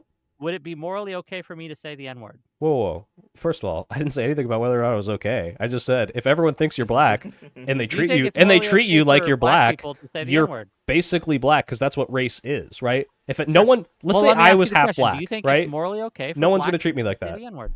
If it's morally okay, I mean, yeah, is it morally basically. okay? I think honestly, so it would my be a better question is, world if we didn't if I was enforce these perceived weird as like Black, racial hierarchies like would I- that. Kind of would what it be Tolly was morally saying, okay but for me to say the N-word, even knowing I'm not.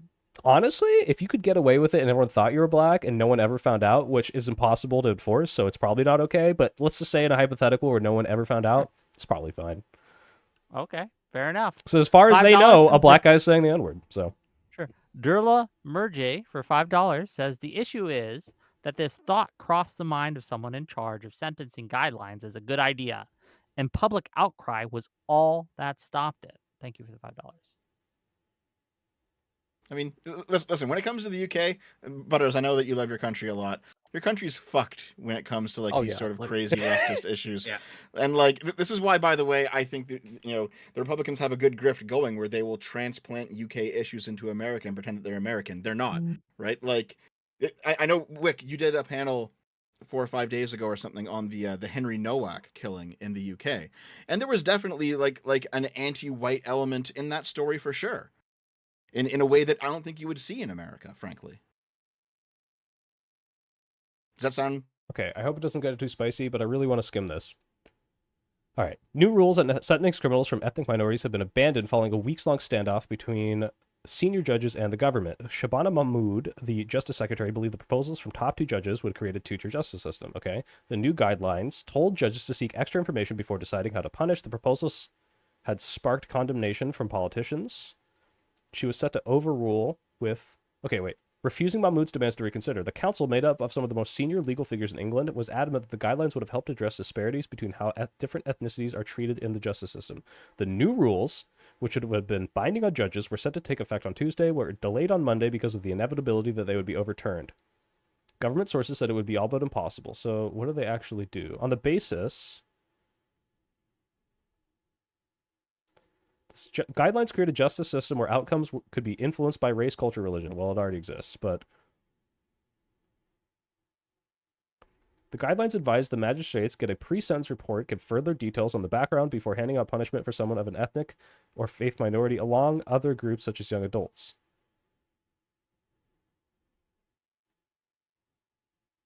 Wait a minute. Wait a minute. There are some people who are like in good faith have these concerns and make these parallels, but I completely agree with you that the worst people on Twitter are just constantly not only sharing these types of reports from the UK, but lying about them and exaggerating them and misrepresenting Yeah, them. speaking of lying about them, Butters, I just read an article on this thing, and it was not, let's give white people harsher sentences. It was, let's give extra consideration to people who have a historical background of getting longer sentences. And that might be two-tiered insofar as you're not giving the same consideration to white people, but it was not about, let's punish white people for being white, which is how you portrayed it. I think that was a huge misrepresentation. That's the same effect, though. The same way, if you... Sorry, go ahead, Butters. No, it's not. Yeah, like the sentencing kind of came out to the same thing. I think it was actually framed as like give black people less sentences, but like if you flip the terminology, it's the same thing. Like no. Because you're not doing anything different to the white people. Which, by the way, I still think this is bad. It is a two-tier justice system. Yeah, but it was not like we don't see a problem. Yeah, of giving no. I still think it's a problem. But the way that was portrayed was, right? let's give white people worse sentences. That's not what this was. It was, let's treat white people as the same way we've been treating them for decades. However, for people who are historically getting sentences that might be longer than they should be, let's give them extra consideration. Better. Yes, that is giving preferential treatment. That is Which bad. Is the same that is thing a two-tiered. as treating white people worse. It's just a different order of the words in your sentence. Not, because you're not doing anything different. Yes. Okay, this is stupid because I don't even think this is good. Right, but what I'm saying you're is... changing the sentencing guidelines, but only applying it to part of the population. Specifically population who is just... It is only white people who will get the harsher... Okay. The harsher well, no, because you're not changing anything about the white people. Like, do you think affirmative action... Exactly. So if you make the giving other white penalties people lighter, then they are harder definitionally getting the worse sentences.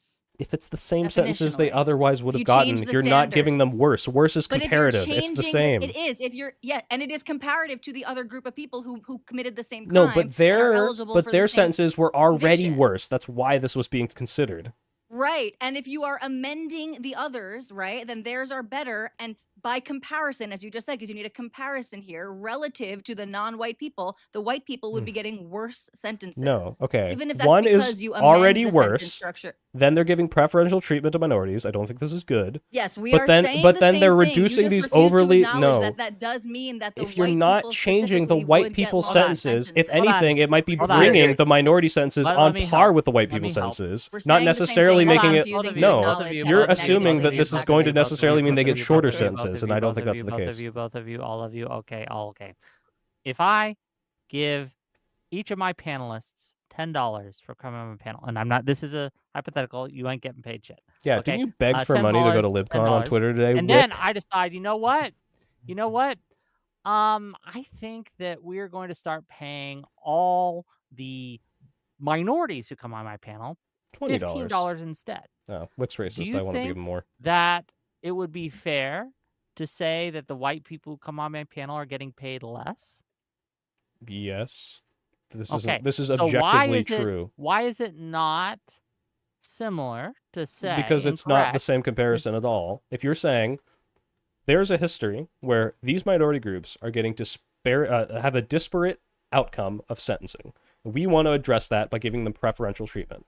I don't necessarily agree with this. This is a two-tier justice system. However, to then portray this as white people are going to get harsher sentences. This is not even necessarily true. It could be true if they're getting shorter sentences now than the white people. But what's happening is you're saying these people are being treated worse because of their minority status in this implicit, societal view of these people. And we want to address that, but we're not going to give the same treatment to white people. That's the racist part. But saying white people are going to get harsher sentences is just not necessarily true. It could be. It's going to be harsher now than in comparison to the other people. Yes. Wait, that's just hold on. How?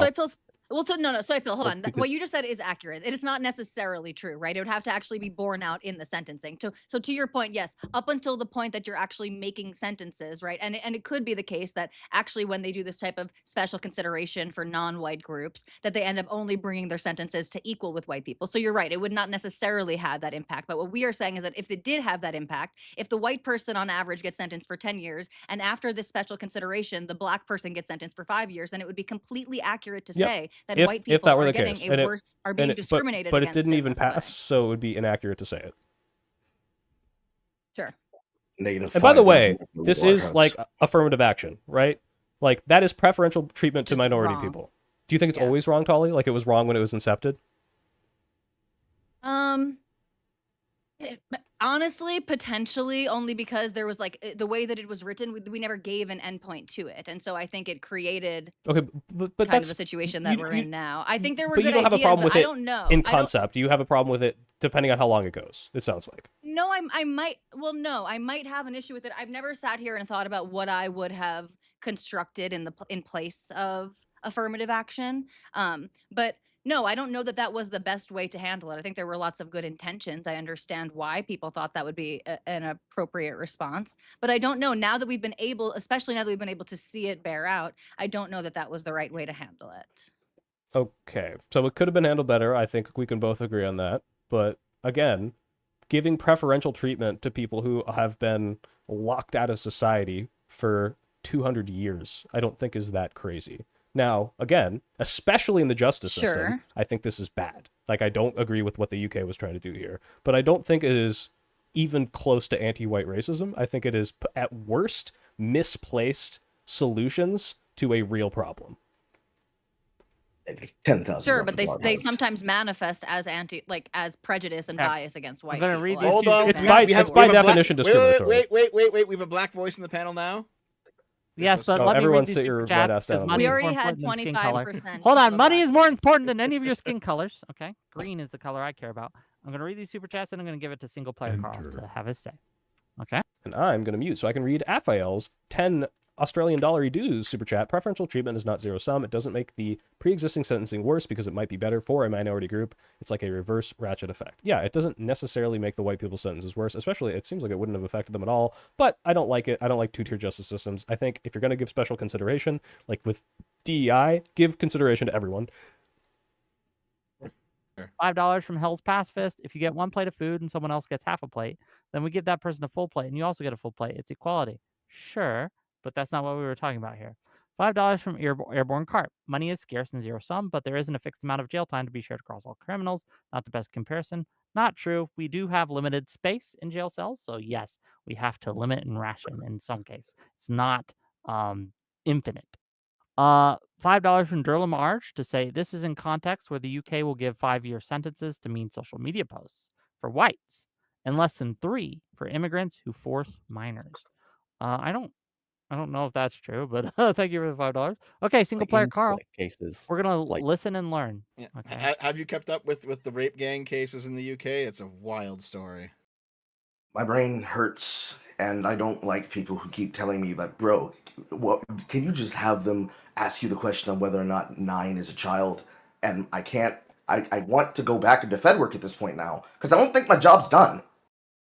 Anyways, I came in at the exact point where I was talking to OFUX and the panel decided to snipe the question of what is black. I'm going to ask you a series of questions. First, what delineation do you mean when you say black?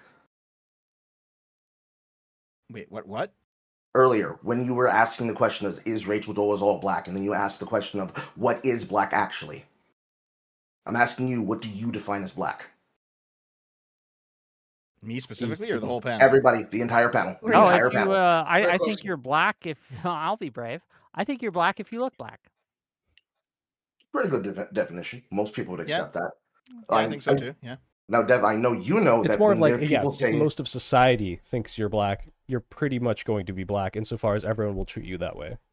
Mm-hmm. But like this is also belying that like obviously there are things in like black culture that if Whick decided to somehow like turn black today, he would not have these histories, he would not have these experiences, and it would be kind of weird to say you're black insofar as like, yeah, everyone's going to treat you like you are, and yet you are missing a lot of that context. You're doing the anti-trans argument right now, so. Oh, no. Let him keep doing this. He is about to answer. You're actually answering the exact question I was about to say. You should have let me speak, Though. So I was about to say, Dev. No, I actually don't even disagree with that, Tully. I think that, yeah, even if trans women are women, like they are lacking a certain upbringing of the woman experience. That doesn't make them not women, male but there is a having a male Negative socialization. You are missing certain things. The No, this is just like demonstrably true. Like, this doesn't make you not black insofar as everyone's going to treat you like you're black, but you also are missing a lot of cultural, like, markers that a lot of black people in America would have. In the same way, like, a Nigerian immigrant is black, but if he comes to America, he's not going to fit in with all the black people who might have a different experience and upbringing. And to say what is black or what is a black culture is completely, like, obfuscating the fact that, like, yeah, everyone is going to have different backgrounds. So that's what I think just to kind of like emphasize your point. I'm never going to win this fight, but like I think the use of black and white in America to describe like groups of people is just so fucking useless. It's starting to infect the UK and our lexicon now. Like, there's a huge difference when you say like black culture in America versus like black culture in the UK just or wait, black Butter, culture just in wait. Africa. Just wait. Dre, do you have to leave? No, I wanted something to say. Okay, sorry. Because I feel like what is black? I know at the beginning of the panel, Tally said, "Dre, I thought you were black." And like, Dev so is here's a white knight, making sure that the black man can. Yeah. How what percentage of black are you again, Dre? Barely 25, baby. You said you were a quarter black. I'm a quarter black. Here's the thing. My dad is black and Asian mix. My mom is white. My dad's parents were immigrants. Like my dad's mother is from Africa, I think Ethiopia or Eritrea, around like that part of the world. And I'm not Black American as like I grew up in a Black American neighborhood. I'm not ADOS. No, I'm not ADOS at all. I grew up in a Black American neighborhood with my single white mother.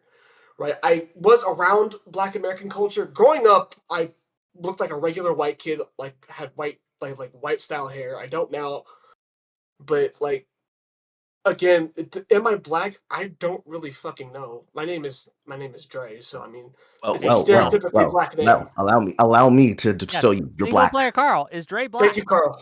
You're black. You don't want to know why? This is why I said Soy Pill's doing the thing, and I want him to keep doing it. Dev, you and I both know there's a terminology that gets used amongst the cornbread tubers that they call politically black.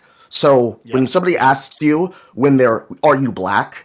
And let's say they call you something like, a raccoon, but without the rack. You know that's a word that they use to call somebody who's a race traitor, right? And therefore, if that person's not politically black enough, then they can have their social blackness stolen from them, like that Trump meme about him. Or no, Biden about him taking your blackness from you the moment that you disagree with them. As in, if you don't support me, you're not black. You're not for black issues. New poll in chat is Dre black. Okay, let me set this up. There was that one famous clip from years ago on Hippy Dippy where there was a black guy who was a socialist who called an Asian man white presenting. Yep, I remember it. Go Lewis. That's our boy, this is the most fucking ridiculous thing I've ever heard in my life. God. Also, sorry for cucking you, Butters. I'm sorry for cucking you. Don't ever apologize for cucking. So I call in. We all know that you're getting cooked every night, so it's fine. Oh, thanks. Thanks, pal.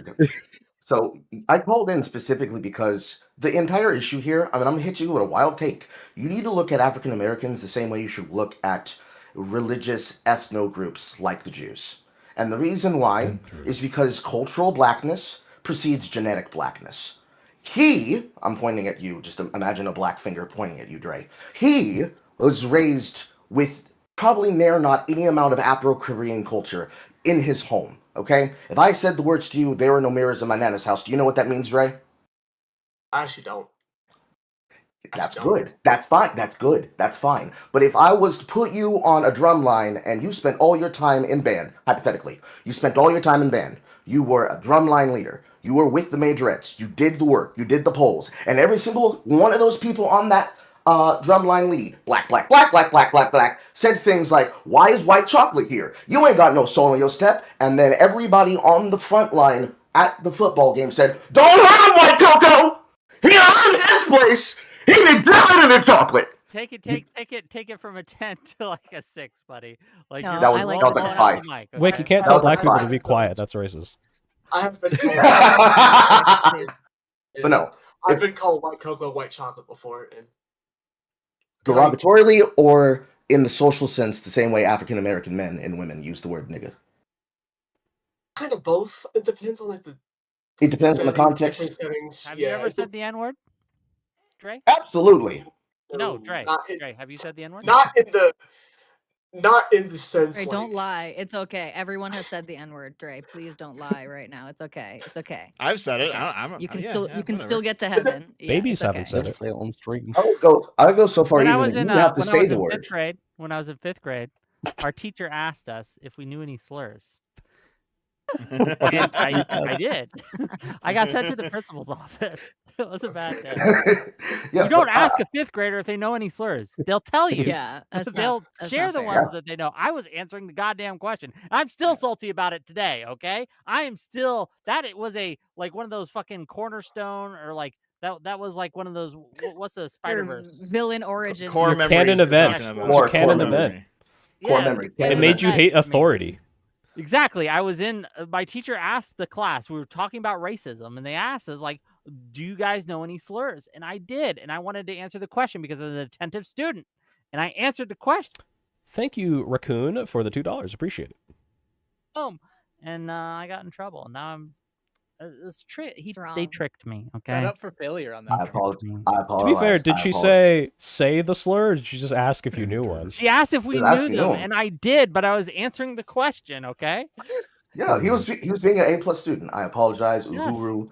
I'm giving you back your credit, Wick, from me to you. I mean, look, it's he was just legitimate. evidencing it. But yeah, the point I'm trying to get across. Say it, but like, can you prove? I mean, I would argue that you shouldn't answer wrong. You should say it. It is Nigga. Soft A, long G. Say it with me. Nigga. Just like San Andreas. Nigga. The issue is, I'm English, so my well, you can't say it. You can't say it because you'll get arrested.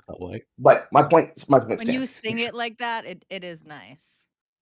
Well, that's the inherent racial bonus, right? Plus okay, two. Plus 10. Enough. Wait, hold on a second. Wait, Anyways, Butters. Can't you say gusano?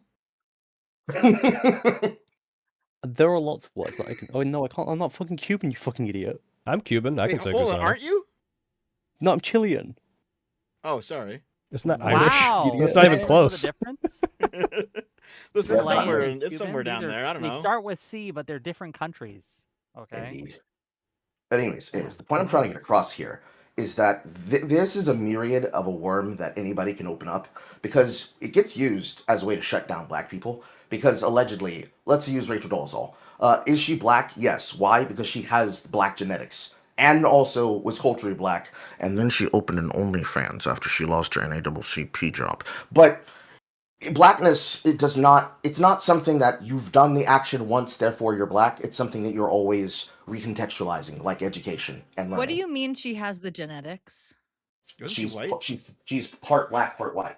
Oh, she actually? I thought she wasn't at all part black. That was like the whole controversy. Both their parents are white. Both their parents are white. Both their parents are white.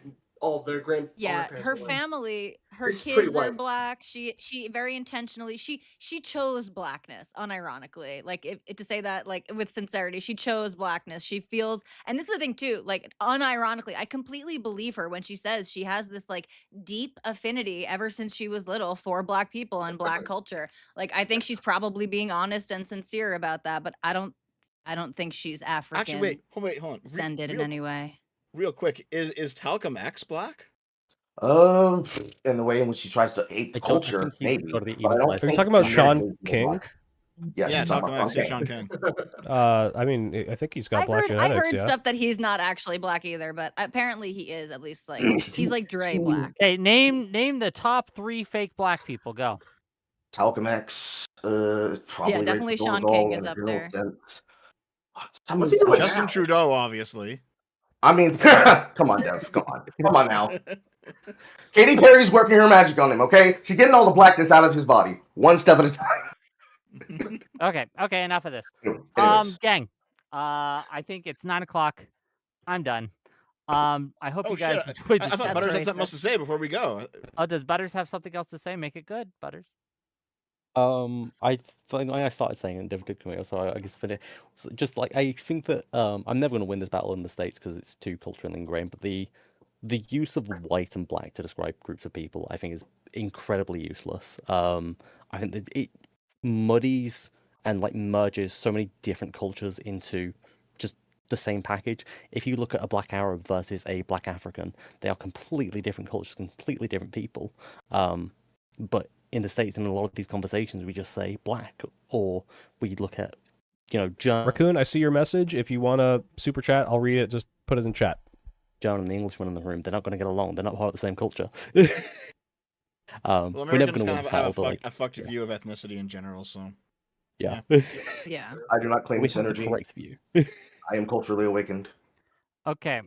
Jan for $5 says, I'm more concerned that the racists have all the guns and are easier to convince that they have to protect our future or have to return to get laid.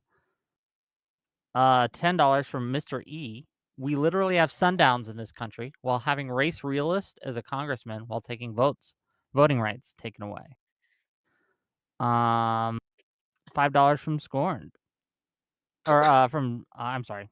We already read that. You don't want to read it again? So Raccoon says, because black is whatever white supremacists say it is, not a real culture, sort of, but then black people reclaim this and have like a group identity because racists forced it on them. So it does matter, and it's not irrelevant. Like, they've redefined this, so. From aka Batozide with the emoji. Thank you for the little monocle emoji. I appreciate that. Okay, gang, what do we got? So first of all, if you've enjoyed this show, hit that like button, hit that subscribe button. We do shows like this all the time. I just confirmed, okay, just as hot off the presses, okay, that I will be going to LibCon in July. So check us out there. It'll be me, Kyla, Destiny. There'll be a whole bunch of people there. I'm not going to speak there, but I will be there. So if you want to shake my hand or say hi or meet your hero, now's a chance. And it should be great. They got some great speakers. David French is going to be there. Kathy Young, a whole bunch of liberals. And we're talking about liberals, not progressives, liberals. Hey, I'm a progressive. I'll be there, Wick. Are you going to be there? Are you coming? Are we going to hang out? Wait, who got you a ticket? I asked for someone to pay for my ticket, and they got me a ticket. What? Can you afford a ticket? Progressive Alliance. Yeah, I'm an e-girl like that. I could hey, do you guys want to buy me a ticket? And they're like, okay. Ooh. Oh, fucking yeah. I really want the True. new game. Didn't you have to show any cleavage? TV only on OnlyFans. Have a very liberal time at LibCon. It will be fun. It'll be fun. So check that out. So next week, I want to do a show on the Iran war, and I'm looking for people who think we won the Iran war. If that's you, reach Good out. fucking luck. I'm trying. Okay, I know they're out there. I see them. Good segue because we're covering that right after this, everybody. If there's anyone out there who's going to make that argument. Get some of the MAGA Might be able people. to find some Iranians who believe that position. Gunther Eagleman, what's his name? The MAGA guy. Get him. Gunther Eagleman. The guy who's posting Greta Thunberg AI OnlyFans content? Yeah, let's listen to him. He's probably the only guy. Yeah, the guy if he wants to come on. Okay, but anyway, we're also going to do some other shows, and if you have ideas, and if you say, hey, Wick, why are you talking about this when you should be talking about X? Tell me what you want to hear, and we can maybe make a panel on it. It should be fun. So do that. We're going to get some great shows coming up next week. Tomorrow, I'm probably going to take off. I love you guys, and wave bye-bye, everyone. Bye-bye. Bye. Bye, friends. Bye. All right, let's bring up, where were we? Boop. Boop. Boop, boop, boop, boop, boop. Let's learn about Iran. Hold on, give me a second, guys. Let me put this here. I'm going to go to the restroom real quick, and then we're going to learn about this new Iran deal. What did we get?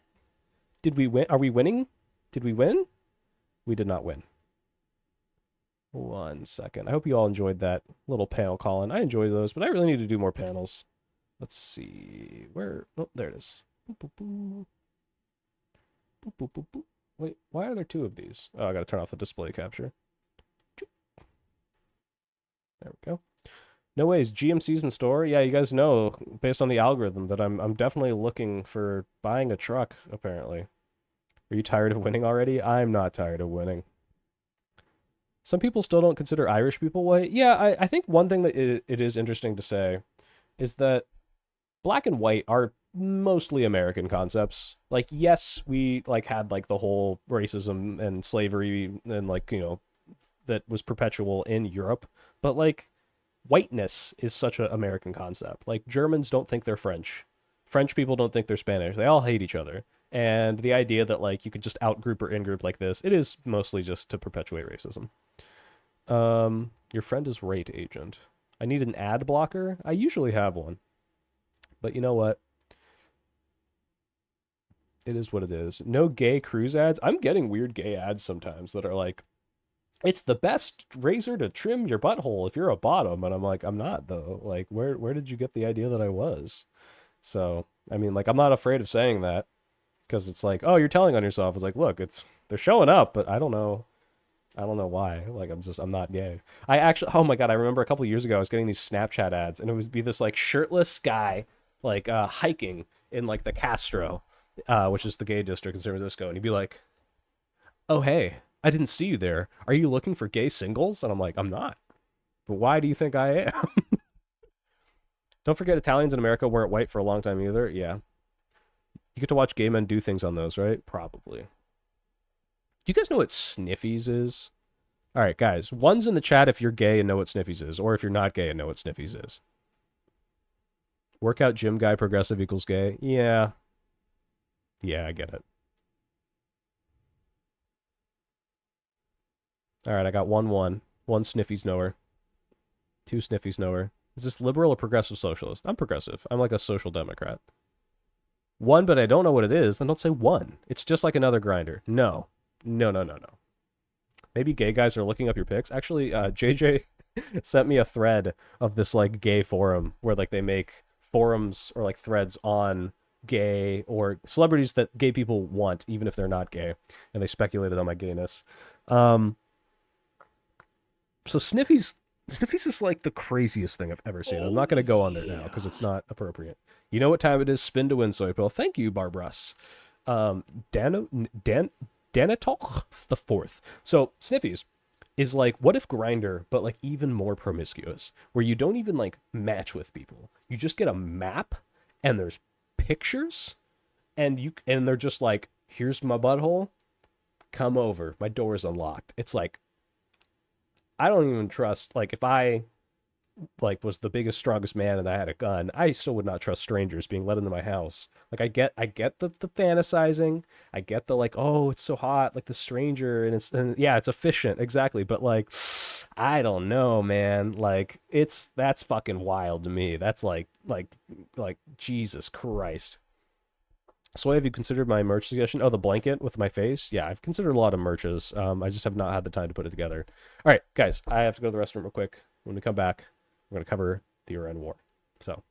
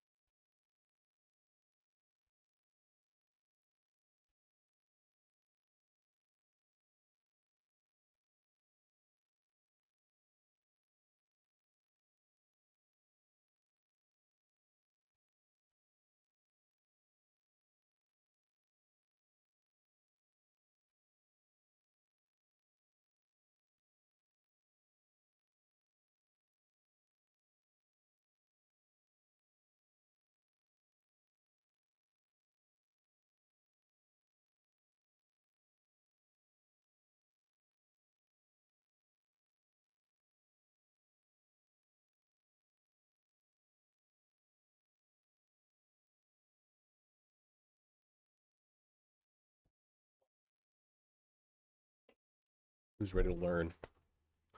How am I feeling, buddy? I am not sick anymore. Well, I'm like just finishing getting over it. I went to the gym today. Hey, Dev, how's it going?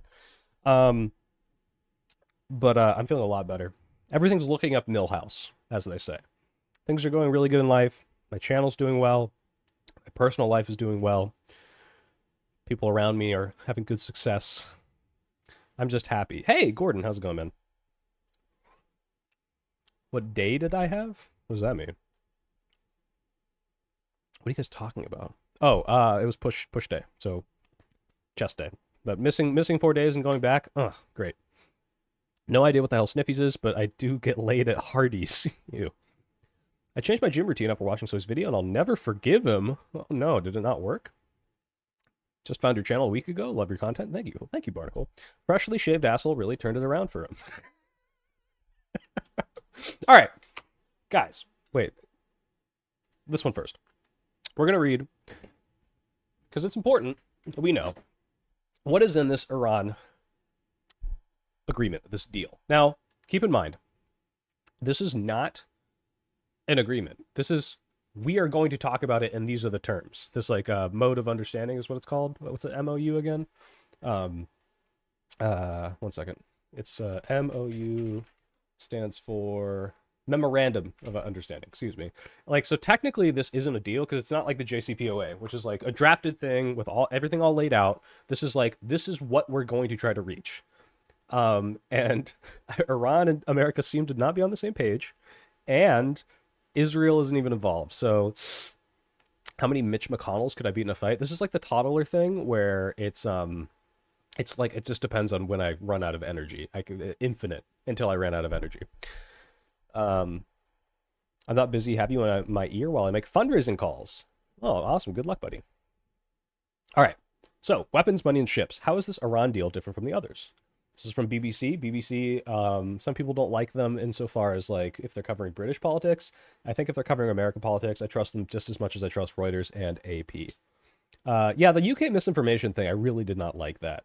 How he was like, they made white people have longer sentencing. It's like, well, no, maybe that could have happened, but the proposal was, let's give minorities preferential treatment based on historical discrimination, which may or may not be justified. But I especially don't like it when it is involved with the justice system. I think like DEI, it's like, yeah, don't give them preferential treatment. Just say, we're taking into account everything, and we're going to make sure we're not overly policing you or overly sentencing you. I think that's fine. Oh, hey, Dev again. I did 2 huge video essays on the panel topic, 1.5 hours and 2 hours respectively, so I thought I was ready for it. Turns out I was not nearly that deep. Yeah, welcome to every panel fucking ever. All right. President Donald Trump has formally signed a deal with Iran to end the conflict that began on the 20th of February when the U.S. and Israel launched airstrikes against Tehran and across the country. The terms of the 14 points, guys. Is this like the 14 words? Do you guys think this is a dog whistle? Iran is also white supremacist. 14-point memorandum of understanding between the U.S. and Iran have been criticized over what is included and what is left out. Oh, you know what I need to bring up? Whick shared a thing. I think I bookmarked this. Pisco shared a thing too, so I'm going to bring that up. We got to watch Bill Riley talk about this. It's fucking hilarious. This is like so fucking cringe. So, bring that up. Oop. Go. Oh, that's annoying. All right, well, I have to do it in the incognito window. Balance it with Mr. Right, Bill. we're not going to watch this yet. We'll get to it, don't worry. But I also want to bring up Whick's tweet, because I think Whick's tweet was comparing these two things, and I think it did spread a little bit of misinformation. I don't think it's nearly so easy, especially because these two things are not comparable, the JCPOA and the kind of like agreement that has been signed. Let me see. Yeah, here it is. So close this. And paste this here. There we go. All right. So, let's see. Can you guys see this? Yeah, what does this say? It's like, okay, like, oh, it's, we unfroze Iranian assets. Trump did more. Stockpile, no agreement. Like, I'm not sure. I think, and we'll go through, because it'll say this in the article. I don't think this is entirely true. So, let's see. Let's see. Where were we? Okay. There have been questions about how the agreement, which lays the groundwork for talks on Iran's nuclear weapons program, Oh, look, fucking British. Will also affect economic sanctions and access to the Strait of Hormuz. Comparisons have inevitably been made between this deal and the 2015 Obama-era nuclear accord known as the Joint Comprehensive Plan of Action, or the JCPOA, which Trump scrapped in his first term. To make sense of the current deal, BBC Verify has looked through key details of the document to compare it with the situation during 3 distinct periods. When the JCPOA was enforced between 2016 and 2018, before the war, and now.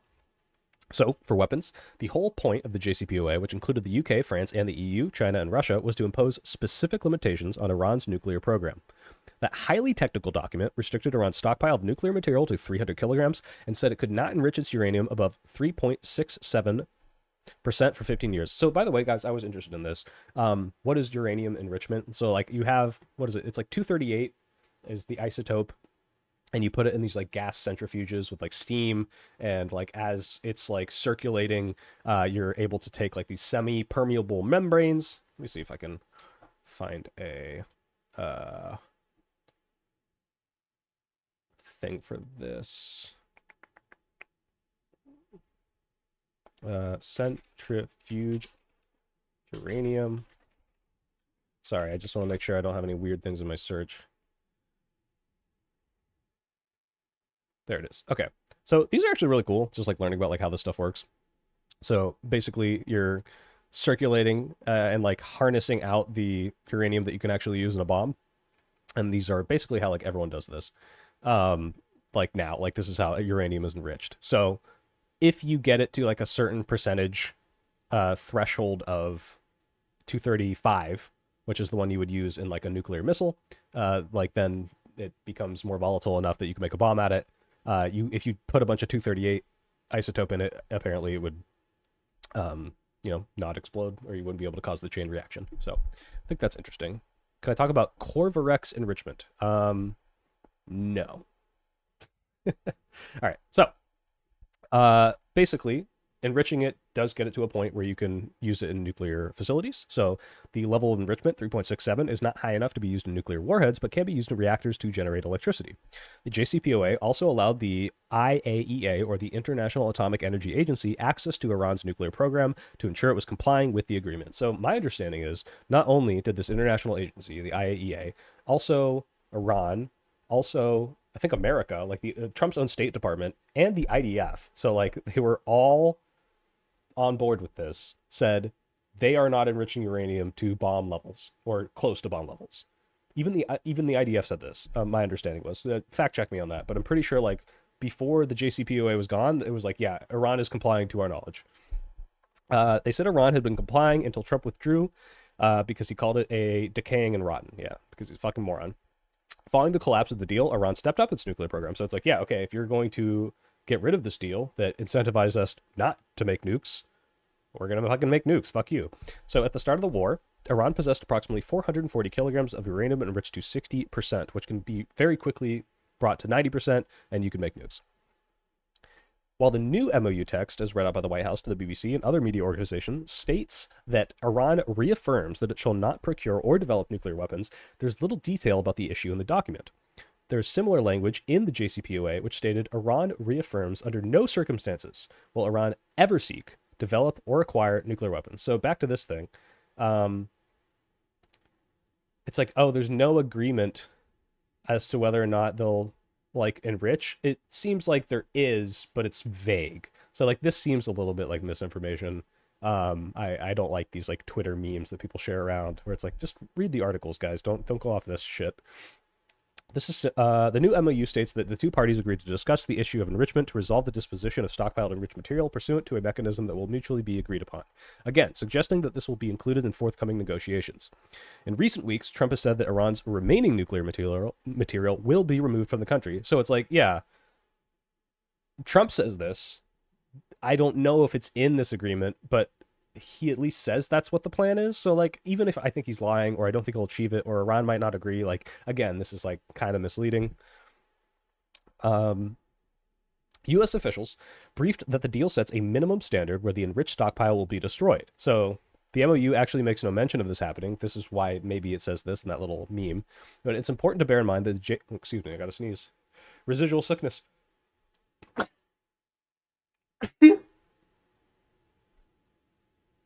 right, I'm good.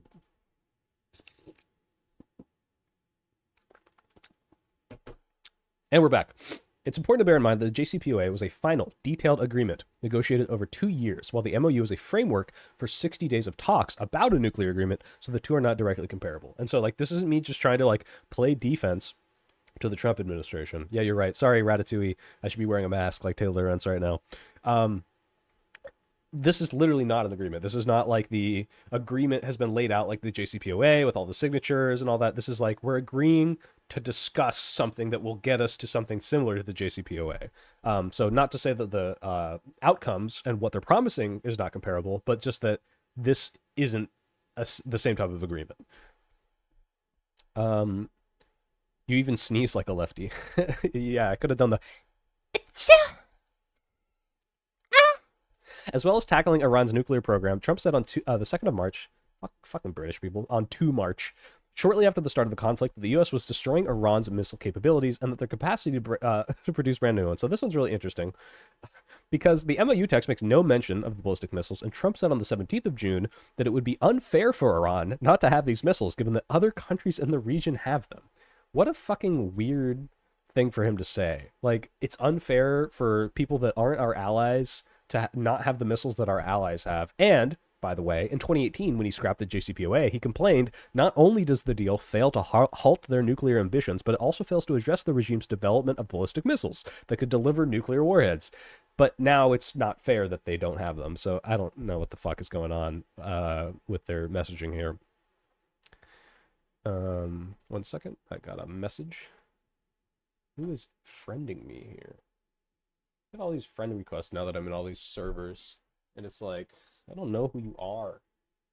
I don't know who you are. I'm not going to accept it if I don't know who you are. Oh, I got to sneeze again. All right, I'm going to do it super gaily and lefty, like you guys want me to. Oh, wait. Why does it do that? Why does your body, like, maybe you have to sneeze, but then you don't? Do you guys have that thing where you're, like, allergic to the sun? If I look at the sun, it, like, prickles my nose hairs and makes me sneeze. Oh, is it coming? Oh, come on. Oh, my God, it's fucking edging me so hard. I hate this. I just want to do my job and read. Oh my God, please. All right, it's not happening. Christ. All right, money. Praise Allah, glory to Iran. They don't want me to say it. They don't want me to say it, but I love Allah. We love Allah. He's the moon god. He's very cool. Money.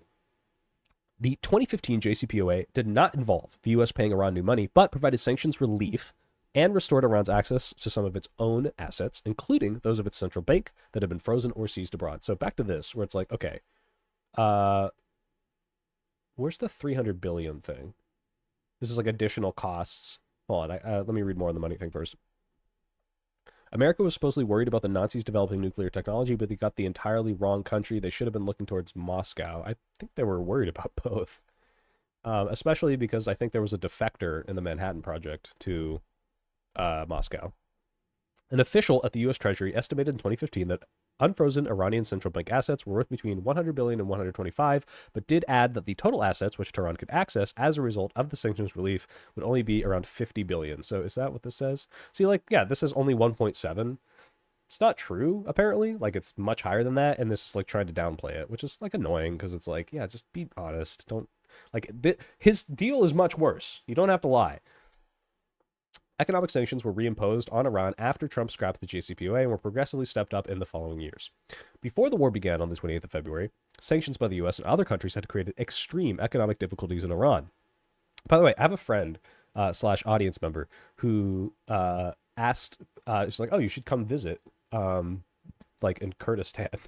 And all this shit started popping off. And I'm like, I'm really glad I was not visiting when the shit popped off. So... The state of the economy is considered to be one of the causes of countrywide protests across Iran, which were violently repressed by the government in January. The U.S. also placed... oh my God, I forgot all about the fucking protests and like how we were pretending like that was the reason. You don't believe I have a friend?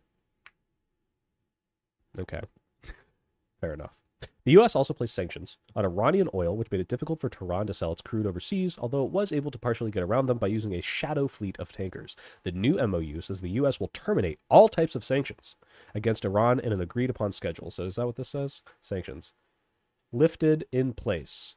So there were still sanctions, I believe, under the JCPOA, right? But it wasn't like crazy. It's one of his chatters. It's believable. It actually was not one of my chatters. So he paused for a second. He was really hurt. No, it was more just like, damn, you really hit the nail on the head. But significantly, it allows for the... Wow, I sound like really congested now because I didn't get the sneeze. I got stuck. All right, guys, let's learn about the Iran deal. Significantly allows for the issuing of waivers immediately after the signing of the deal, allowing the export of Iranian crude oil, petroleum products, and derivatives, and all associated services, including banking, transactions, insurances, and transportation. There are no conditions upon Iran for this, and it apparently leaves it in a much better position than at the start of the war. The memorandum also says that the U.S., along with regional partners, will develop a plan funded with at least $300 billion for the reconstruction and development of Iran. So this is what's interesting. What exactly did we get out of this? Well, it seems like we just put it in a better position than if we hadn't done this war at all. So we had some people die. We lost a bunch of money. We had the Strait close. Gas went up. Great. We fucking did it. Crickety cricket. Geez, only 220 viewers. Hey, that's better than normal. I used to only be getting like 50 because I'm not a streaming channel. Now, guys, if I don't have 1,000 concurrents by the end of the year due to streaming 5 times a week, I'm going to do something against terms of service. Wait, really quickly though. Were there no sanctions? JCPOA sanctions Iran.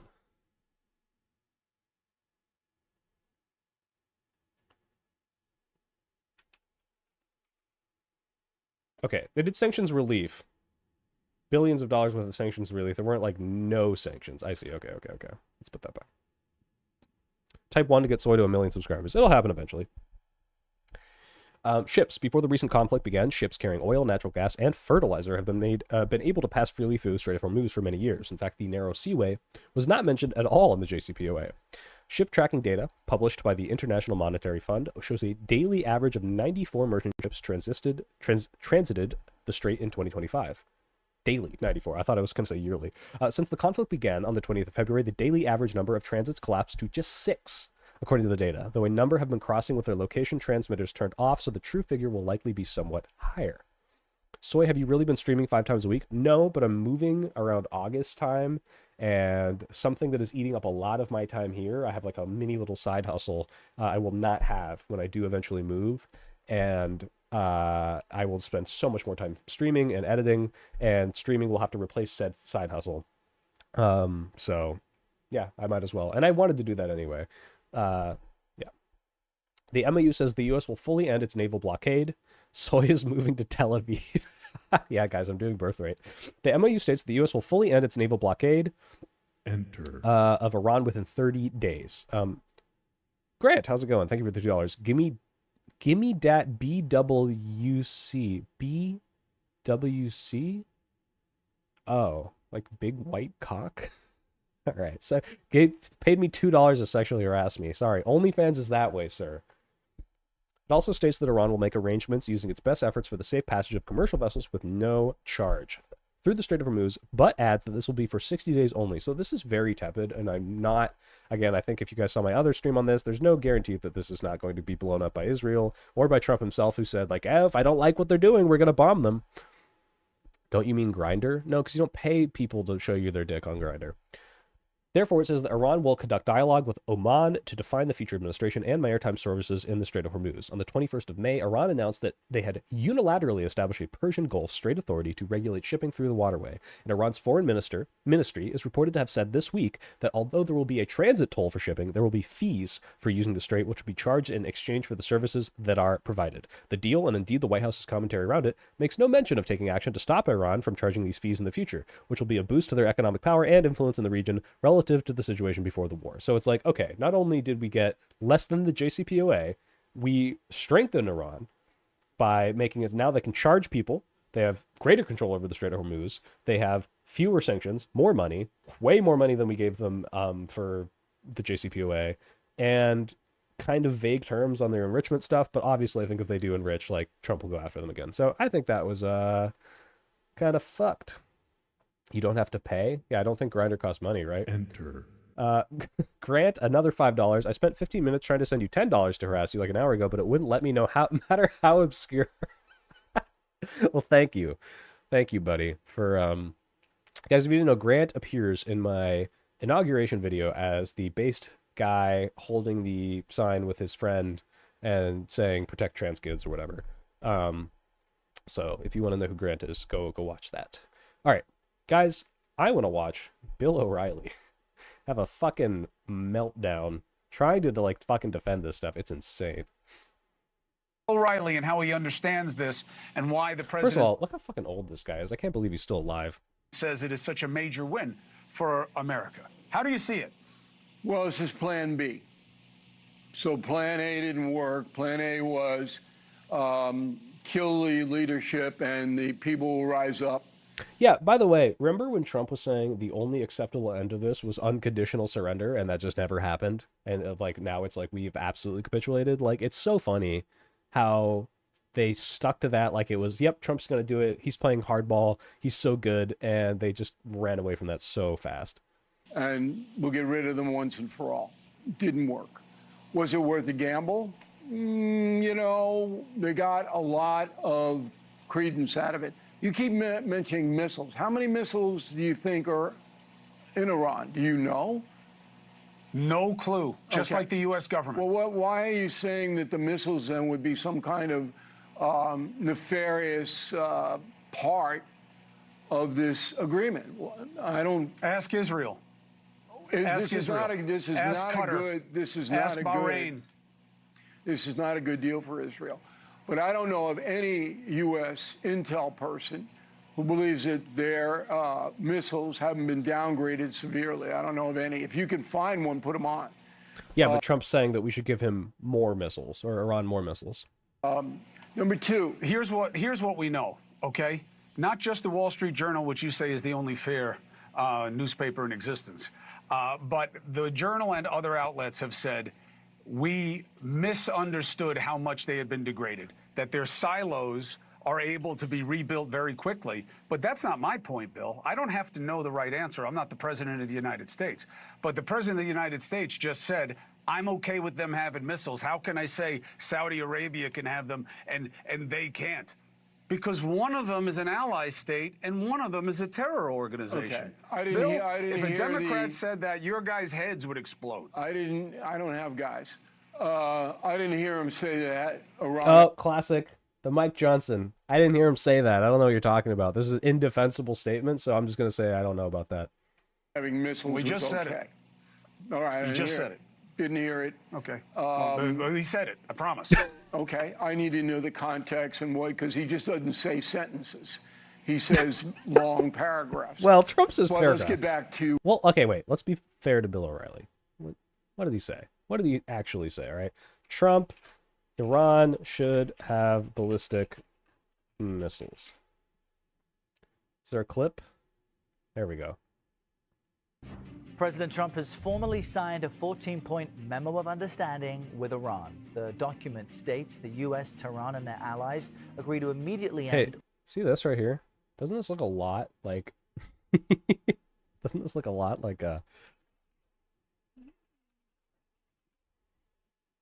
Doesn't this look a lot like a certain signature that we've seen before?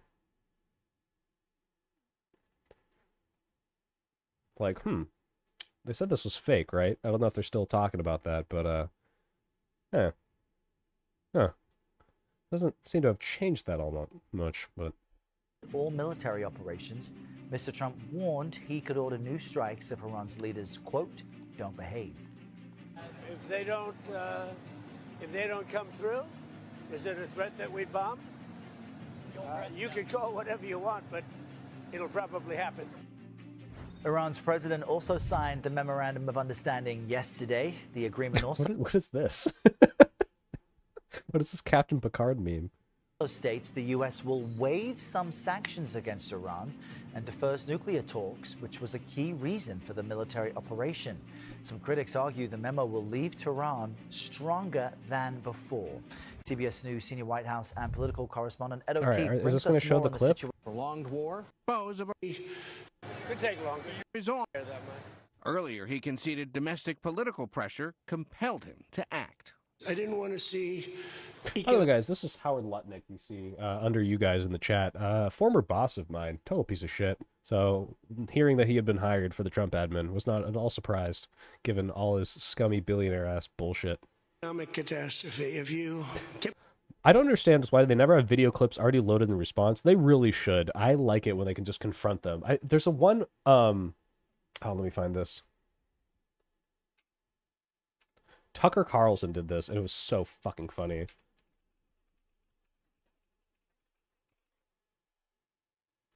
Where is it? Is it this one?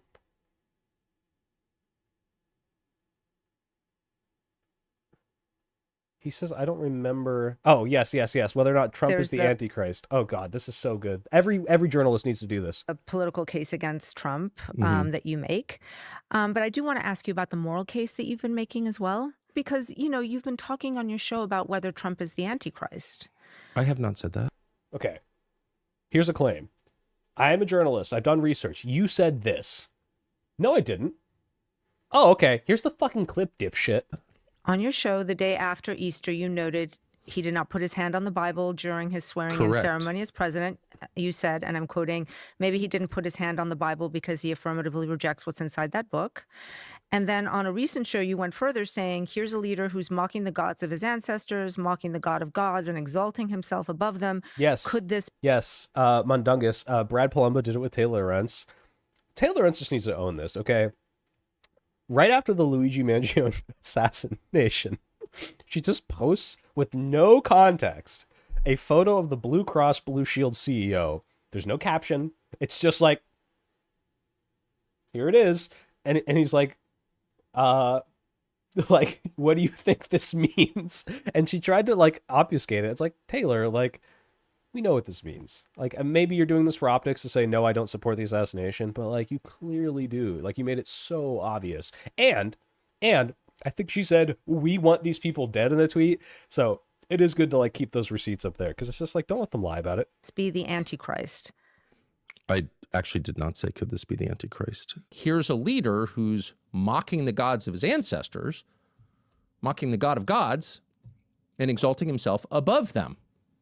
Could this be the Antichrist? Well, who knows?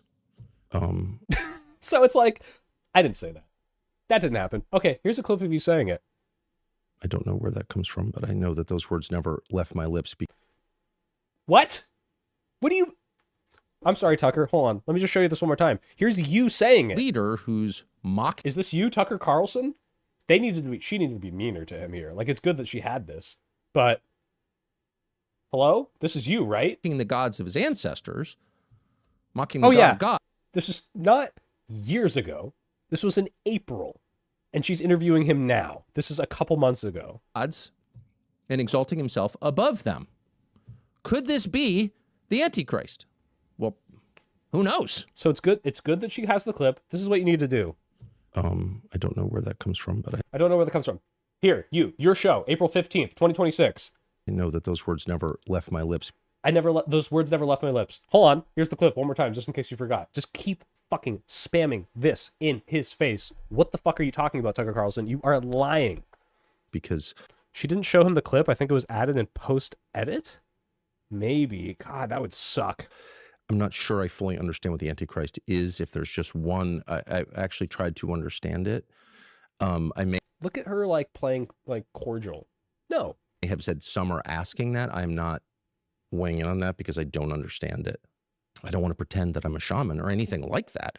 I just want to make the point repeatedly that there are unseen forces that act. There is a spiritual realm, and we are subject to those forces for good and bad. I just want to make the Okay. So she tries to hammer it home. I haven't seen this part. point that you did say, could this be the Antichrist? And then you said, well, who knows? You did use those words. So, man, then my apologies to you if there's video of me saying that. I guess she didn't show it to him. Fucking A. Okay, so this isn't as good. I guess what I'm expressing to you is it doesn't reflect exactly how I feel. So here's the thing. If someone has a video of me saying something that sounds like something I'd never say, At first, I might deny it. I'd be like, I don't know, that doesn't, like, maybe I've said that. It doesn't sound like me. And then if they show it to me or, like, quote me directly, it's like, well, I don't feel that way now. I'm curious as to why I thought that was okay. But clearly I said it, and I think I have come to a better understanding. But saying it like this, it's just so fucking brazen. Well, that suggests a precision that I haven't arrived at. Trump is the Antichrist. Well, you'd have to define, I mean, we're sort of quibbling here, but you'd have to define Antichrist, and I know that I can't define Antichrist, and it's not clearly defined in the New Testament or Old Testament. So you're open to the possibility? I think what we're seeing is evil. Like, are you allowed to kill people who've committed no crime? No. Super simple. You're not allowed to do that. Under no moral standard is that allowable. All of a sudden it's allowable. It's allowable in Gaza, and our leaders are like, yeah, no, it's just totally fine. It's not fine. But it's repugnant to the Christian. I would certainly never kill anyone. I mean, that would be ridiculous. What is happening? What is going on? There are other Tucker Carlsons saying things that I certainly never said. I mean, those words never left my mouth. What is happening? There are skinwalkers among us that look like me. They look like you. There are Tucker Carlsons everywhere. What are we doing? Kept this going, that could have happened. But all I know is every time we talked about the possibility of peace, the stock market shot up like a rocket ship. And despite declaring on the first day of the attacks, we are going to destroy their missiles and raise their missile industry to the ground. Now This is what he was saying before. he says Iran should have ballistic missiles. Now do the laugh. self- Didn't I do the laugh? I mean, that's ridiculous. That's ridiculous. The green M&M used to be hot. I used to jerk off to it. I mean, frankly, I would jerk off to the green M&M several times a week. And now they're taking away her sexy boots. They're saying that she can't have boobs. And this is what the left wants. The left wants you to not jerk off. They want to take away the Snickers dick vein because they don't want you to put it inside your asshole. Defense. I'm saying that if other countries have them, it's a little bit unfair for them not to have some. But back Okay, in Bill O'Reilly's defense, that's not really in context, so we got to find it. We got to find it. We got to find it. Where's the full thing? Where's the full video? Sorry, guys, give me a sec. I'll find this. I need a little like transition screen, so when I'm like Googling things and I want my like random search history to pop up, just in case. Now she has to wear man's shoes like a total slob. It's not hot at all. Frankly, she might as well be a man. Maybe then I'd be gay, having sex with a gay green M&M. But no, I'm not doing that. I hope this is the part that's clipped. Guys, if you guys clip me, make the Soypill Clips channel. That'd be cool. This is just the CBS thing that we just watched. Where is it? Where is it? Just make it a mirror pic? A pic of my mirror? Well, I guess I can just, every time I can just do this, like while I'm searching. I guess. Where is it? Where is the whole thing? Trump says Iran should have ballistic missiles. Show me the whole quote. Let's see. Maybe. We can say Trump, Iran, ballistic missiles full? A pics of me flexing in the mirror? No. Is it this? Is it this? Why spread your money across multiple... Why spread my money across multiple things? JD Vance defended it on C-SPAN. See, this isn't him talking in front of the plane, so it's not this. Welcome to Be the Press Now. Someone could find it. I want to know the full context. This is not him talking in front of the plane. It's not this. All right, someone try to find it for me. We're going to watch more of this Bill O'Reilly thing. Search for Iran has a right to defend itself? Wait, why? Iran has a right to defend itself. Senate Republican on Iran. Roger Marshall on Wednesday said, oh, now I got to bring this back up. On Wednesday said that Iran should be able to defend themselves, weighing on the fallout of it. Like, this is after we fucking bombed the shit out of them. I certainly don't want them to have long-distance missiles. I don't want them to have nuclear armed missiles. I would prefer they didn't, but I don't think that's the key issue. I think they have to be able to defend themselves, and I kind of come back to the big picture here, which is the Middle East countries like this agreement.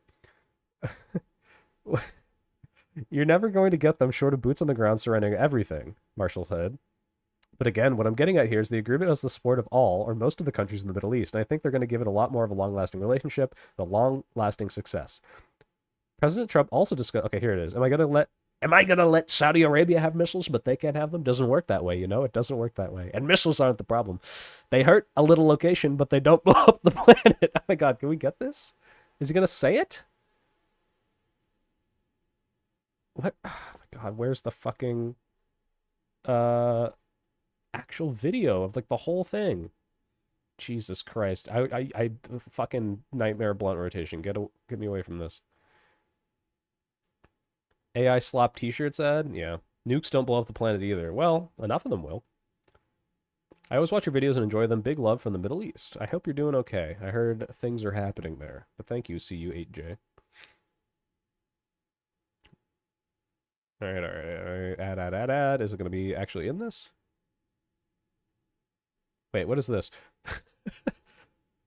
The president said during a group of G7 press conferences in France that the U.S. will be working with a Persian Gulf allies in addressing issues not related to the nuclear program, including the conventional missile program. But he noted that Tehran will still have some ballistic missiles. They have to have some because other people have some. You gotta have some. God, he's such a fucking moron. You're in Iraq? Oh, God. And this is not my friend. This is a different person in Iraq. I like some of these guys, but I don't think they're smart. Sir, you shouldn't let them have any missile, the president said of unnamed advisors. I said, well, what am I going to do? Am I going to let Saudi Arabia have missiles, but they can't have them? Yes, sir. Doesn't work that way. You know, it doesn't work that way. And missiles aren't the problem. Missiles, they hurt a little location, but they don't blow up the planet. Okay, so this is most of the context. It's literally just they should have the missiles. So anyway, we got all the way around to saying Bill O'Reilly's a fucking moron. The whole situation. So this is plan B. And then... Oh, Soypol, I found the clip. Where do I send it? FYI, Twitter is the best for searching these clips. Can you DM it to me on Twitter? And then I will open it up. That would be great. Let me go here.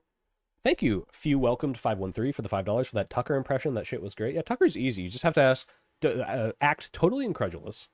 Have this like weird staccato like newscaster thing, and then laugh at things that like you're clearly not laughing at, but like pretend like you are laughing at them, like things you just don't think are funny. Like it's all fake. It's all fake, and you know impressions are fake. Why don't I have a Discord server? Because Discord is evil.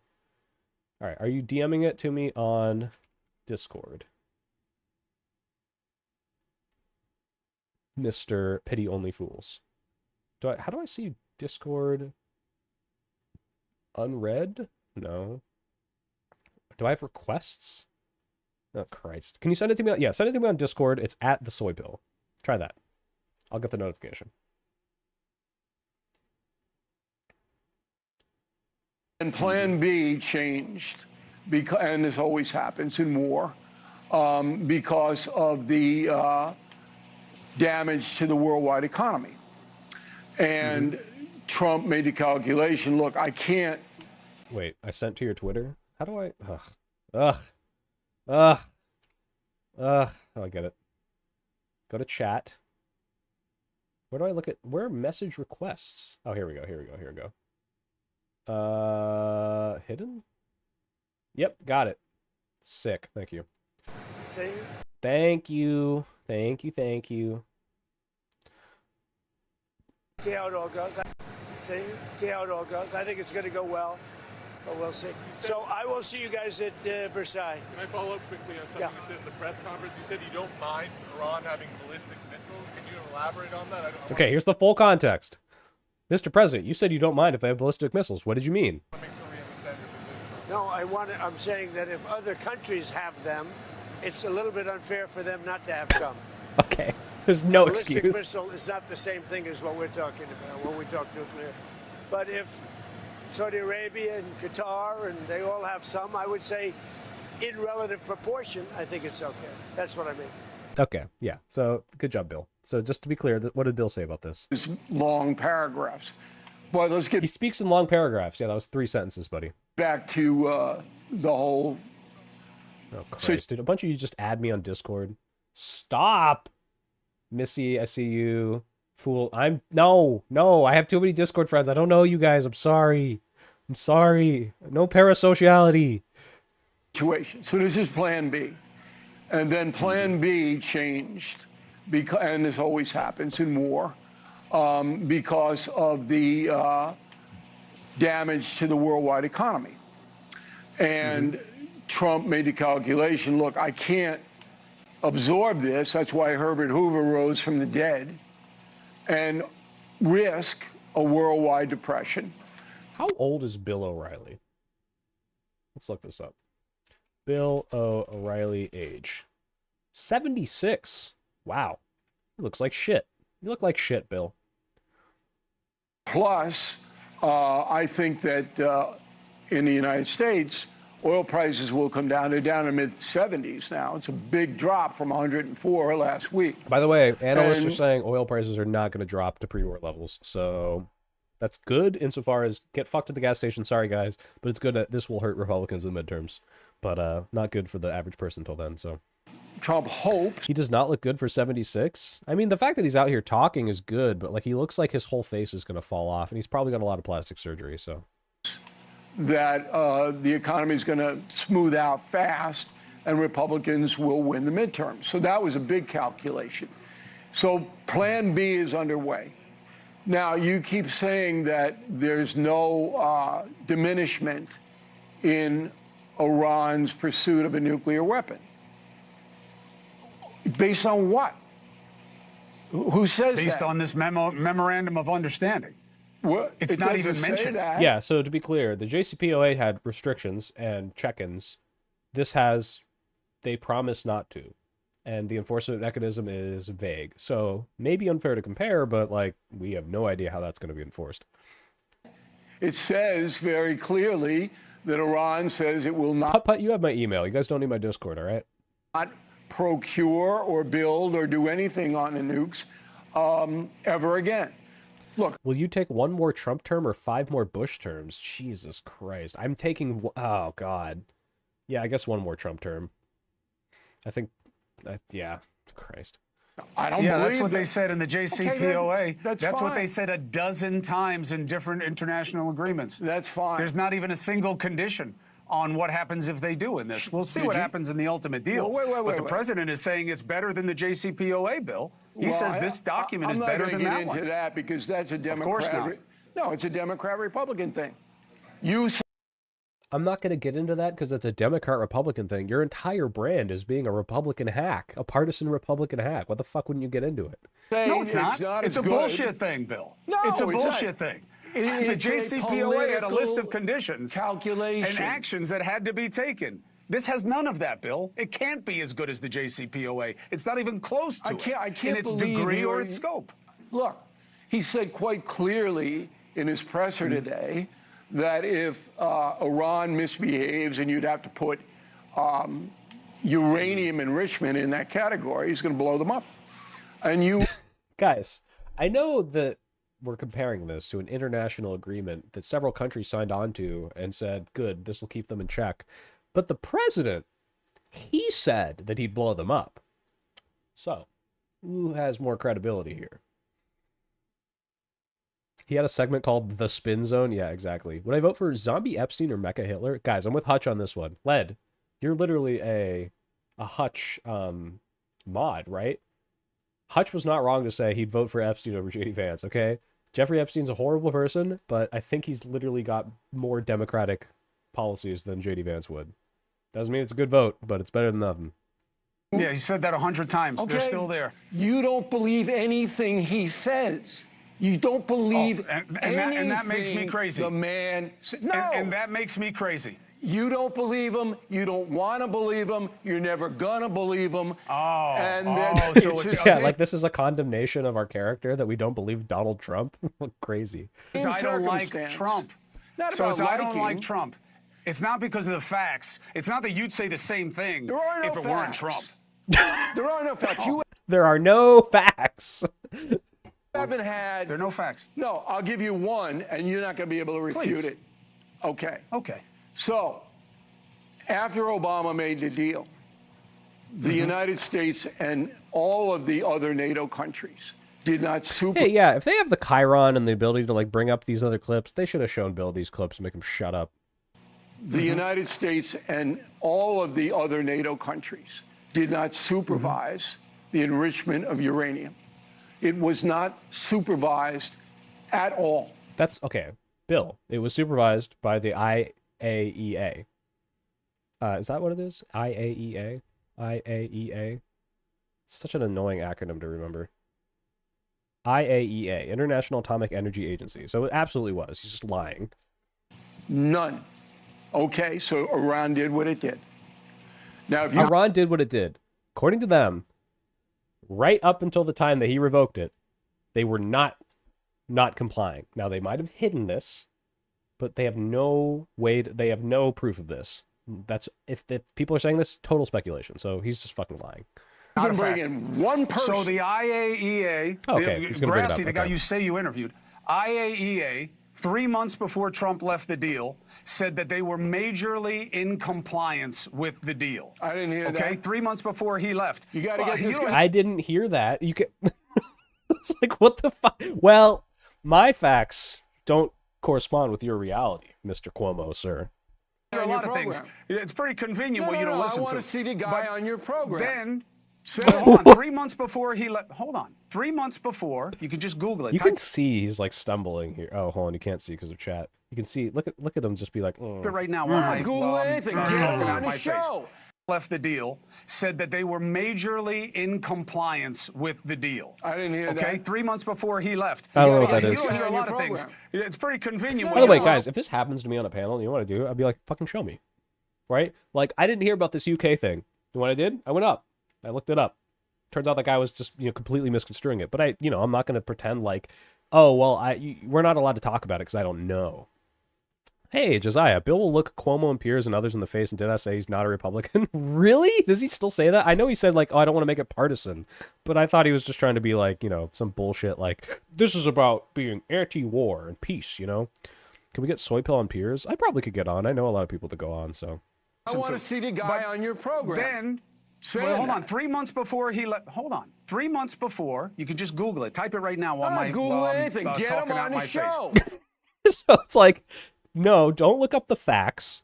I want you to get him on the show, and that's the only thing I will accept. Have him on the I'm record. happy to get him on the show. I already know it's a matter of fact. 3 months before, they reported that Iran was in compliance with the deal. Trump leaves, and within 18 months, they're now enriching up to 80% to be pissed off about the sanctions and as payback. Trump exiting the deal created the situation that he said he had to fix. That's a fact. The guy that I talked to said nothing like that, and he's a weapons inspector too. And I got him on the record. You get one guy that say that, and I'll concede Trump's the state. Get one guy to say that. Oh, I don't know. The fucking admin? That he said he had to fix. That's a fact. The guy that I talked to said nothing like that, and he's a weapons inspector too. And I got him on the record. You get one guy that say that, and I'll concede. Trump's State Department said it in 2018. Trump's State Department said it. Who said it in the State Department? Who? Why does it matter? But also watch this. Hold on. I'm going to Google. Trump State Department JCPOA compliance.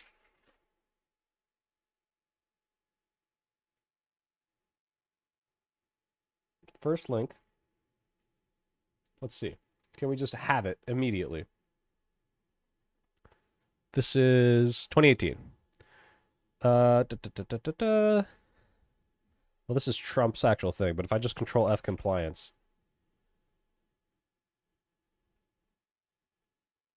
Okay, this isn't going to be it. Maybe it's not so easy for Bill to find. Maybe it was good for him to question it. Damn, he got me. I just want to see like who actually said this, but why would it matter? Who's the guy you talked to? They should force O'Reilly to name names. I think I don't know. Wouldn't he just forget? I don't know names, Mr. Cuomo. Give me a second. What would this be? Trump, State Department, compliance. State Department, confirmed. Okay, here. AI isn't all that bad when it gives you an actual link to a real thing. Compliance. It appears increasingly likely Trump will not issue the next certification. Despite Iran's compliance, Trump told the Wall Street Journal he will be surprised if they're found compliant. Material breach, non-compliance. This is just a definition. This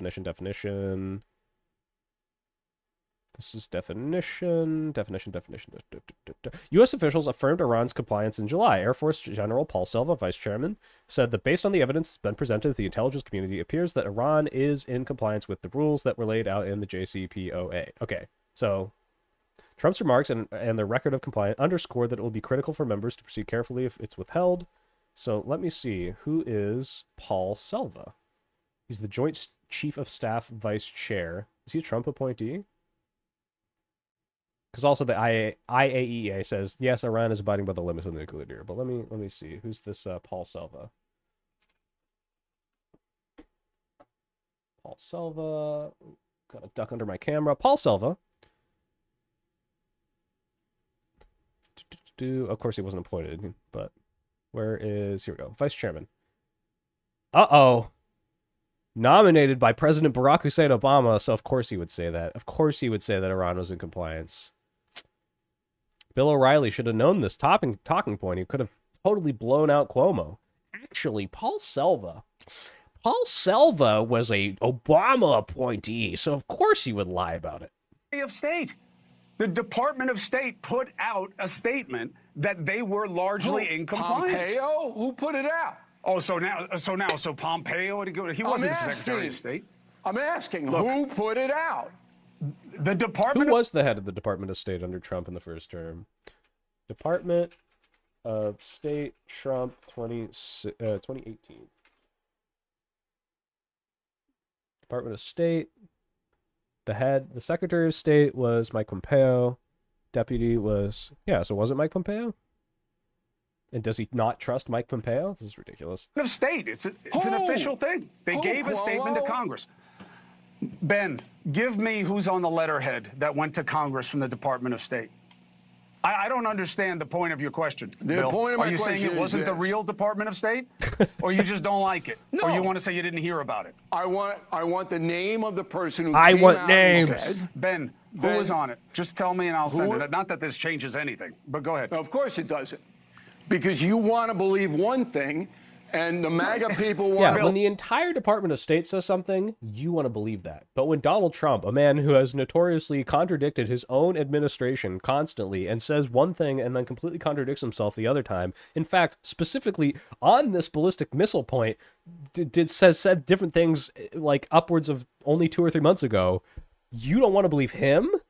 Believe another thing. Let's do it this way. No. Because the facts don't have sides, okay? If you want to say the Department of State didn't say that in 2018, fine. I'm not I'm saying who said it, and you don't know. The Department of State. I don't have to have the name of the person who sent the letter to Congress. It comes from the U.S. government. I mean, then come on, give me a break. Who signed the letter? You. Well, and watch, he's gonna be like, it was this guy, and then he'll be like, oh, so you believe him? Like, what is the end game here? Is it just to drill down onto a specific? Because you see people will do this. I think was it Andrew Wilson? Yeah. He was talking to Lauren Southern in this clip, and Lauren Southern was like, yeah, there's like a rise of like people who want, women out of the workforce and more traditional, family roles for women. And he's like, who? Name them. And she's like, names a couple. And she's like, name more than 3. And she's like, I can't name, I mean, those are the ones I remember off the top of my head. Ignoring the fact that like Andrew Wilson calls for this. And it's like just a tactic. It's like, as soon as you don't have the exact specific thing, I can now dismiss your whole argument. But it's like this, Cuomo's doing a good job here where he's like, this doesn't matter. Like, do you contest the fact? No? Okay, then shut the fuck up. You are playing a silly Not form playing of anything. gotcha. I'm looking for so when the Fed puts out the new interest rate, statement. You can tell me. Is there a name for that? Is there a name? Like, is there a fallacy where you keep asking for specifics? Begging the question? No. I don't know if one of you guys knows one of these. I don't know if you'd call that like sea lioning, because sea lioning is the whole like oh, I'm just asking questions, but like really you're just concern trolling. So the goal is to keep questioning more and more until they reach the first I don't know and then laud it as a dunk. Yeah, exactly. Which board governor wrote the letter that says here's the new interest rate? You can tell me that, and if you don't, then it's not a fact. Come on. Red herring. This is a bit. specious suggestion. I don't believe That's a really it's a yeah. fact, I think this is not- Cuomo made that a really good point there, where he's like, "I'm sorry, if I told you that the interest rate was set here, would you ask me who released the memo that said that that's what the interest rate is? Because obviously that is not pertinent to whether or not it happened." Which board thing? I'm looking so for you know so when the Fed puts out the new validation interest of your rate, you statement. can tell me which board governor wrote the letter that says here's the new interest rate. You can tell me that, and if you don't, then it's not a fact. Come on, this is a It's not- specious suggestion. I don't believe it's a fact, but I could be wrong. Mm. But I'd Of course like you could to be wrong. know who in the State Department signed the letter, because I'm not aware of it. Okay. That And you're make also sense? not aware that the president just said that the regime should be allowed to have missiles because you didn't hear it. I didn't hear And it. you're not sure about the fact that when he left is when they started enriching uranium to 60% because you didn't know it. So I get. Hey, what? Maybe you guys can help me out here. I don't understand this. You can't really see it because of the chat. But this channel has 2.7 million subscribers, and in 12 hours they only get 45,000 views. How does that happen? Like, shouldn't they just get like way more? I don't know how that works. I guess these can't be true, Bill. The timeline about enriching uranium, no one knows. No one's that's on not the true. record. No one does. That's not true. Who? Here's the weird thing. Here's the weird thing. Wait, the one thing that the IAEA, okay, I'll give you who. That the IAEA, the IDF, and the regime in Iran all agree on one thing, okay? Which is, it wasn't until after Trump left and they imposed sanctions that Iran started to exceed their enrichment capacity in gross fashion. Who all in the three agree with that. IAEA said that? So it's like, do I have to start naming the admin or the spokesperson of like who in the IAEA said this? This is so ridiculous. Grassi, Grassi. On your He's program? the head. No. Oh, so now if he doesn't say it Guys, if the president doesn't say it on News Nation, it didn't happen. on my show, No, I just it's want to not know good where, enough for you. so I can find it. Oh, Because here, the you see guys it? You that have one I of had these? on, Oh my God, we can have our say with Chris. I know we can't do it now, but we should call into the Chris Cuomo show. One of say these? we don't know because Go we can't into get this. in. Go to Google and type in Google this. again. Oh, go to Google. Just go to the collective wealth of human knowledge. Oh, Google's no good? Listen, Google's all no good. I'm Who do you want to saying believe? is, this guy Ask the Grassi, president. See what he says. This guy Grassi, you're telling me was allowed into Iran. The mullahs let him go. Oh, here we go. Here's the goalpost shift. Here's the name of the specific person who said this thing. Whoa, whoa, whoa, whoa, whoa. So this guy, who I was going to discredit just by the fact that you couldn't name him. Now that you've named him, you're telling me that he met this specific criteria that I am saying is the criteria necessary to confirm whether or not Iran is enriching to the extent that we've let them? Go in and evaluate their enrichment program. Is that what you're telling me? Here's what I'm saying. One of the major flaws of the JCPOA was that they didn't have great access, and their monitoring no equipment access. was messed with. No, they had access. They didn't have the access the way they wanted it. They didn't have and any they believed access. that they did have access. They didn't have the access. So he knew that they were able to monitor them because now he's retreating to the point of, well, actually, they didn't have the access that I think they should have. So it's like, okay, so you did know that they were monitoring, and you did know that they probably said this right before they got out of it. So what the fuck? Soy Pill, glad to hear you're going vegan. Also, you should stream with Dev sometime. I agree with the White Grievance panel was a waste of time, but I trust Dev to pretty much talk about anything in good faith. Dev seems good in the interactions we've had. Although I did have this one random like Twitter person just like DMing me all this stuff. It's like, look how evil Dev is, and I didn't like really read it all out. But yeah, maybe I'll have the secret Dev betrayal arc. Access they wanted, and they believe. Will you stop with this stupid Yeah, I'm level sorry, of I'm trying to scrutiny? get to Who? This hard Oh yeah, facts. because there's a guy named Scott Flannery, and he's from Massachusetts. He went in. Is it a fact now, Mr. O'Reilly? This is nonsense that you want to Scott play with this kind of Flannery? minutia to Okay. avoid the point. Oh really? A Twitter person DM'd you? Who? Who did this? Vegan? Yeah, I'm going vegan this year, guys. I Come want on. to see The Scott. point is this. I'm going to try to get him The on my point- show The I point want is you this: to try to get them on your show. You are filibustering because I'm not this is an filibustering. uncomfortable situation, and I understand that. He should be even more mean here. He should be like, "You're fucking making shit up because you don't understand. This is not something you can defend." Asking This for is an backup, exit. Cuomo. That's I'm not Oh filibustering. no, you're not. No, you are not. I'm This is asking an you exit. to back up what you say, because I don't everything believe I've for just Back up what you say. Google it. Oh, if I Google it, will I find the name of the guy who wrote the memo? Shut up. said is demonstrably true. You didn't even believe the president said that he's okay with them having missiles. He just said it on my show in a soundbite. I didn't say I didn't believe it. Well, So first you just- said No, you said I don't You think just he said it. Then I said misquoted he me. just said it, and then you said, "Oh, now you're misquoted." Come on, Bill. You know just Victor. misquoted me. Okay. I didn't say I I did didn't not believe it. misquote I you. said I didn't hear it, and everybody watching knows it. Anyway, look. Oh, okay. You think that's their takeaway? Here's the takeaway that I, as an American ahead. citizen, that Please. this is Plan B.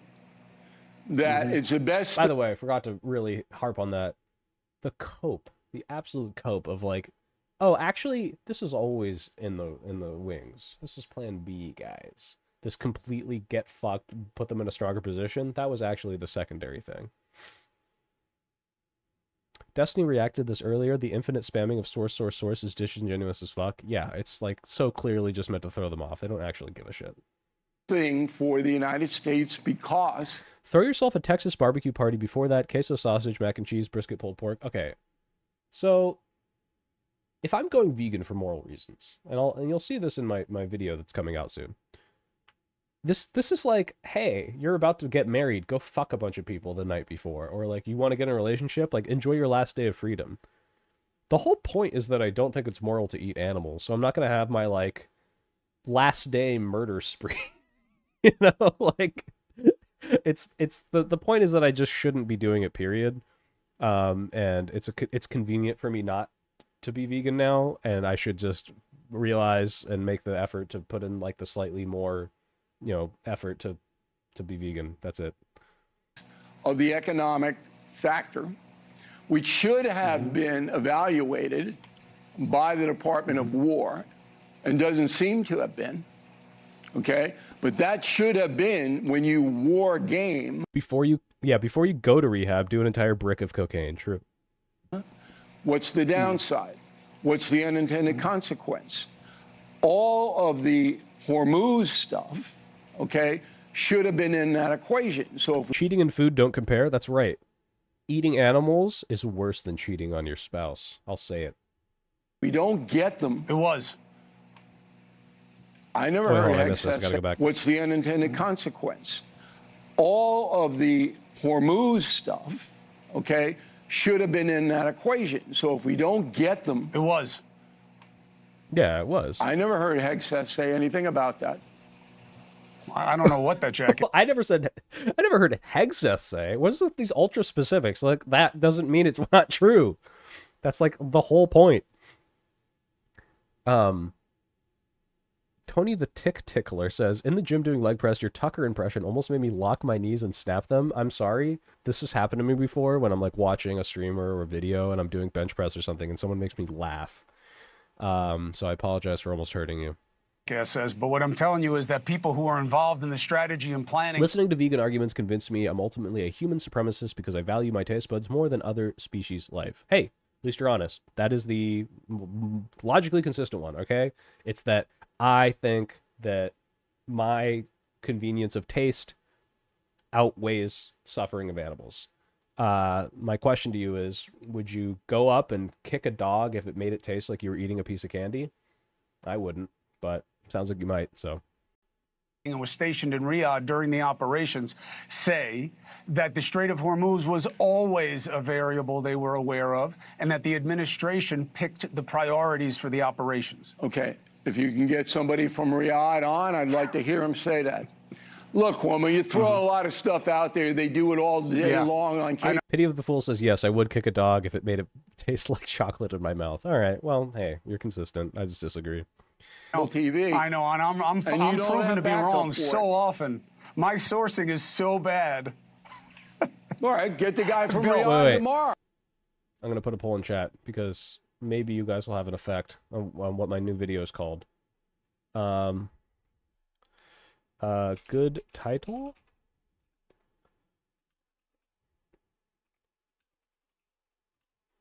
So, I think that if I just said, the soy pill goes vegan, that's kind of a boring thing, right? And most people just aren't going to click on that. They don't want to hear all the vegan arguments. And to be honest, I don't really argue for being vegan all that much in the video, because the premise of the video is that I'm not going to make you vegan. I'm barely vegan, and no argument made me vegan. It's literally just became more convenient. So, is this... Did it post? Is this a good title? This video won't make you vegan, because I think that'll make more people click on it. They'll be like, oh, well, maybe I don't need to be vegan. Maybe I'm morally justified for eating to animals. And someone did give me this suggestion, and I credit them. This is not my idea. I think my idea was like, veganism will fit, like why vegans won't win or something like that. But I think this title is much better. So. Bill, nobody has ever upset my reporting on anything. My sourcing in that administration Soy goes soy, is that is very good, strong. but only for the fans. And I'll tell you what, I can play your game if you want. Find me someone at the Department of War who says they had no idea that the regime was going to do this with the Strait of Hormuz, and they never That's good. Play his game. Gamed it out. Find me Name me the name. Name me the name, Bill. Oh, you think it never had anything to do with it? Name me the name of the person who said that. that guy, and I'll give you 10 grand to any charity you want. Okay. They may have discussed it, but they did not discuss it in public. We didn't know, we the American people. I thought we weren't supposed to. You're not supposed to give it away, Bill. Why would you discuss strategy? Can't talk about your strategy in public. Agent Orange, soy pill, if one-to-one lab meat existed, would you stop being vegan? That is the point that I make in my video. If lab meat exists, it's cheaper, tastes the same, and has no suffering because you're just taking a little cell and going, boop. It's technically not vegan. It's an animal product. Seems fine to me. I would absolutely eat lab-grown meat. I think that is pretty much the only way to make most of society vegan, or at least reduce animal suffering. It's technically not vegan, but why make a video about being vegan to start with? Oh, I just think it's an interesting video topic. Look, can't talk about this. You give it to the enemy then. Oh, now that's we're why being they can't talk about it. Is that what we're Yes, being? because that's what you guys said when he didn't tell us anything about going to war. I don't have guys. You have a guy. I have no guy. These guys all have. This is so ridiculous. I don't have guys. All of these people have fucking contacts. As precise analysis as I can get. If there's somebody in the Department of War who you know brought this out to the press, to you, to me, anybody, and said, you know, maybe we don't want to do this because it could impact the world economy, I'd like to hear from that person. Is that unreasonable? I'm sure you would. I'll tell you what. I'll put you together with them in private because it's not worth having people lose their jobs. Oh, so that your buddy, Mr. Trump, can fire this person and several others along with him? Get your contact. Don't name them. Put them in a hood with a voice changer so I can confirm that this is true. It's like this level of scrutiny just does not exist anywhere else. He's just being a fucking pedant because he knows this is indefensible. You would do a little hood thing. Or Put him in a hood. What? Maybe a white one. All right. Anyway, look. Go ahead. I heard you have something that you want to promote. I do, is that but true? I want to make one more statement about this because it's a very important story.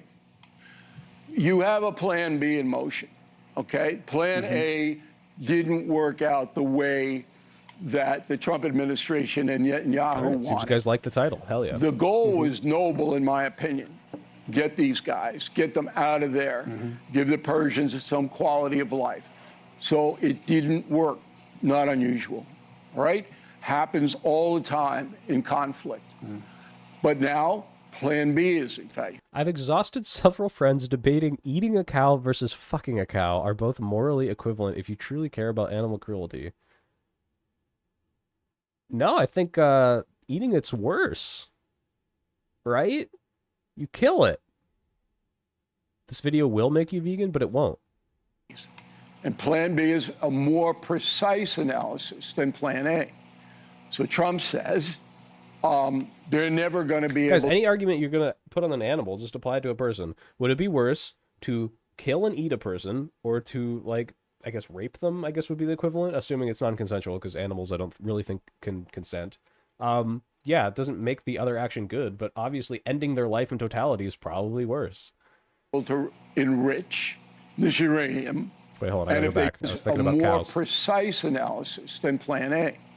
So Trump says they're never going to be able to enrich this uranium. And if they do, I'm going to blow the hell out of the whole country. Okay. That's true. Also, we do just rape cows constantly so they'll keep producing milk. So it's like not even an either or for the animal industry. Are you willing to take him on his word, Cuomo? No. Stop and Wow, savor what an the ad break. strawberries. Are you willing to take Trump on his word? That's No. There you go. You're not willing. Okay. Are you willing to take him on his word, Cuomo? No. There you go. You're not willing to take him at his word. I am. You're asking me for the specific name of people who put out Yes. documents before you'll believe what the Department of State did. But you just take the president at his word that he's going to blow up Iran if they start playing with uranium again. Because it has That's to do good with, enough for you. It happens to do with his legacy.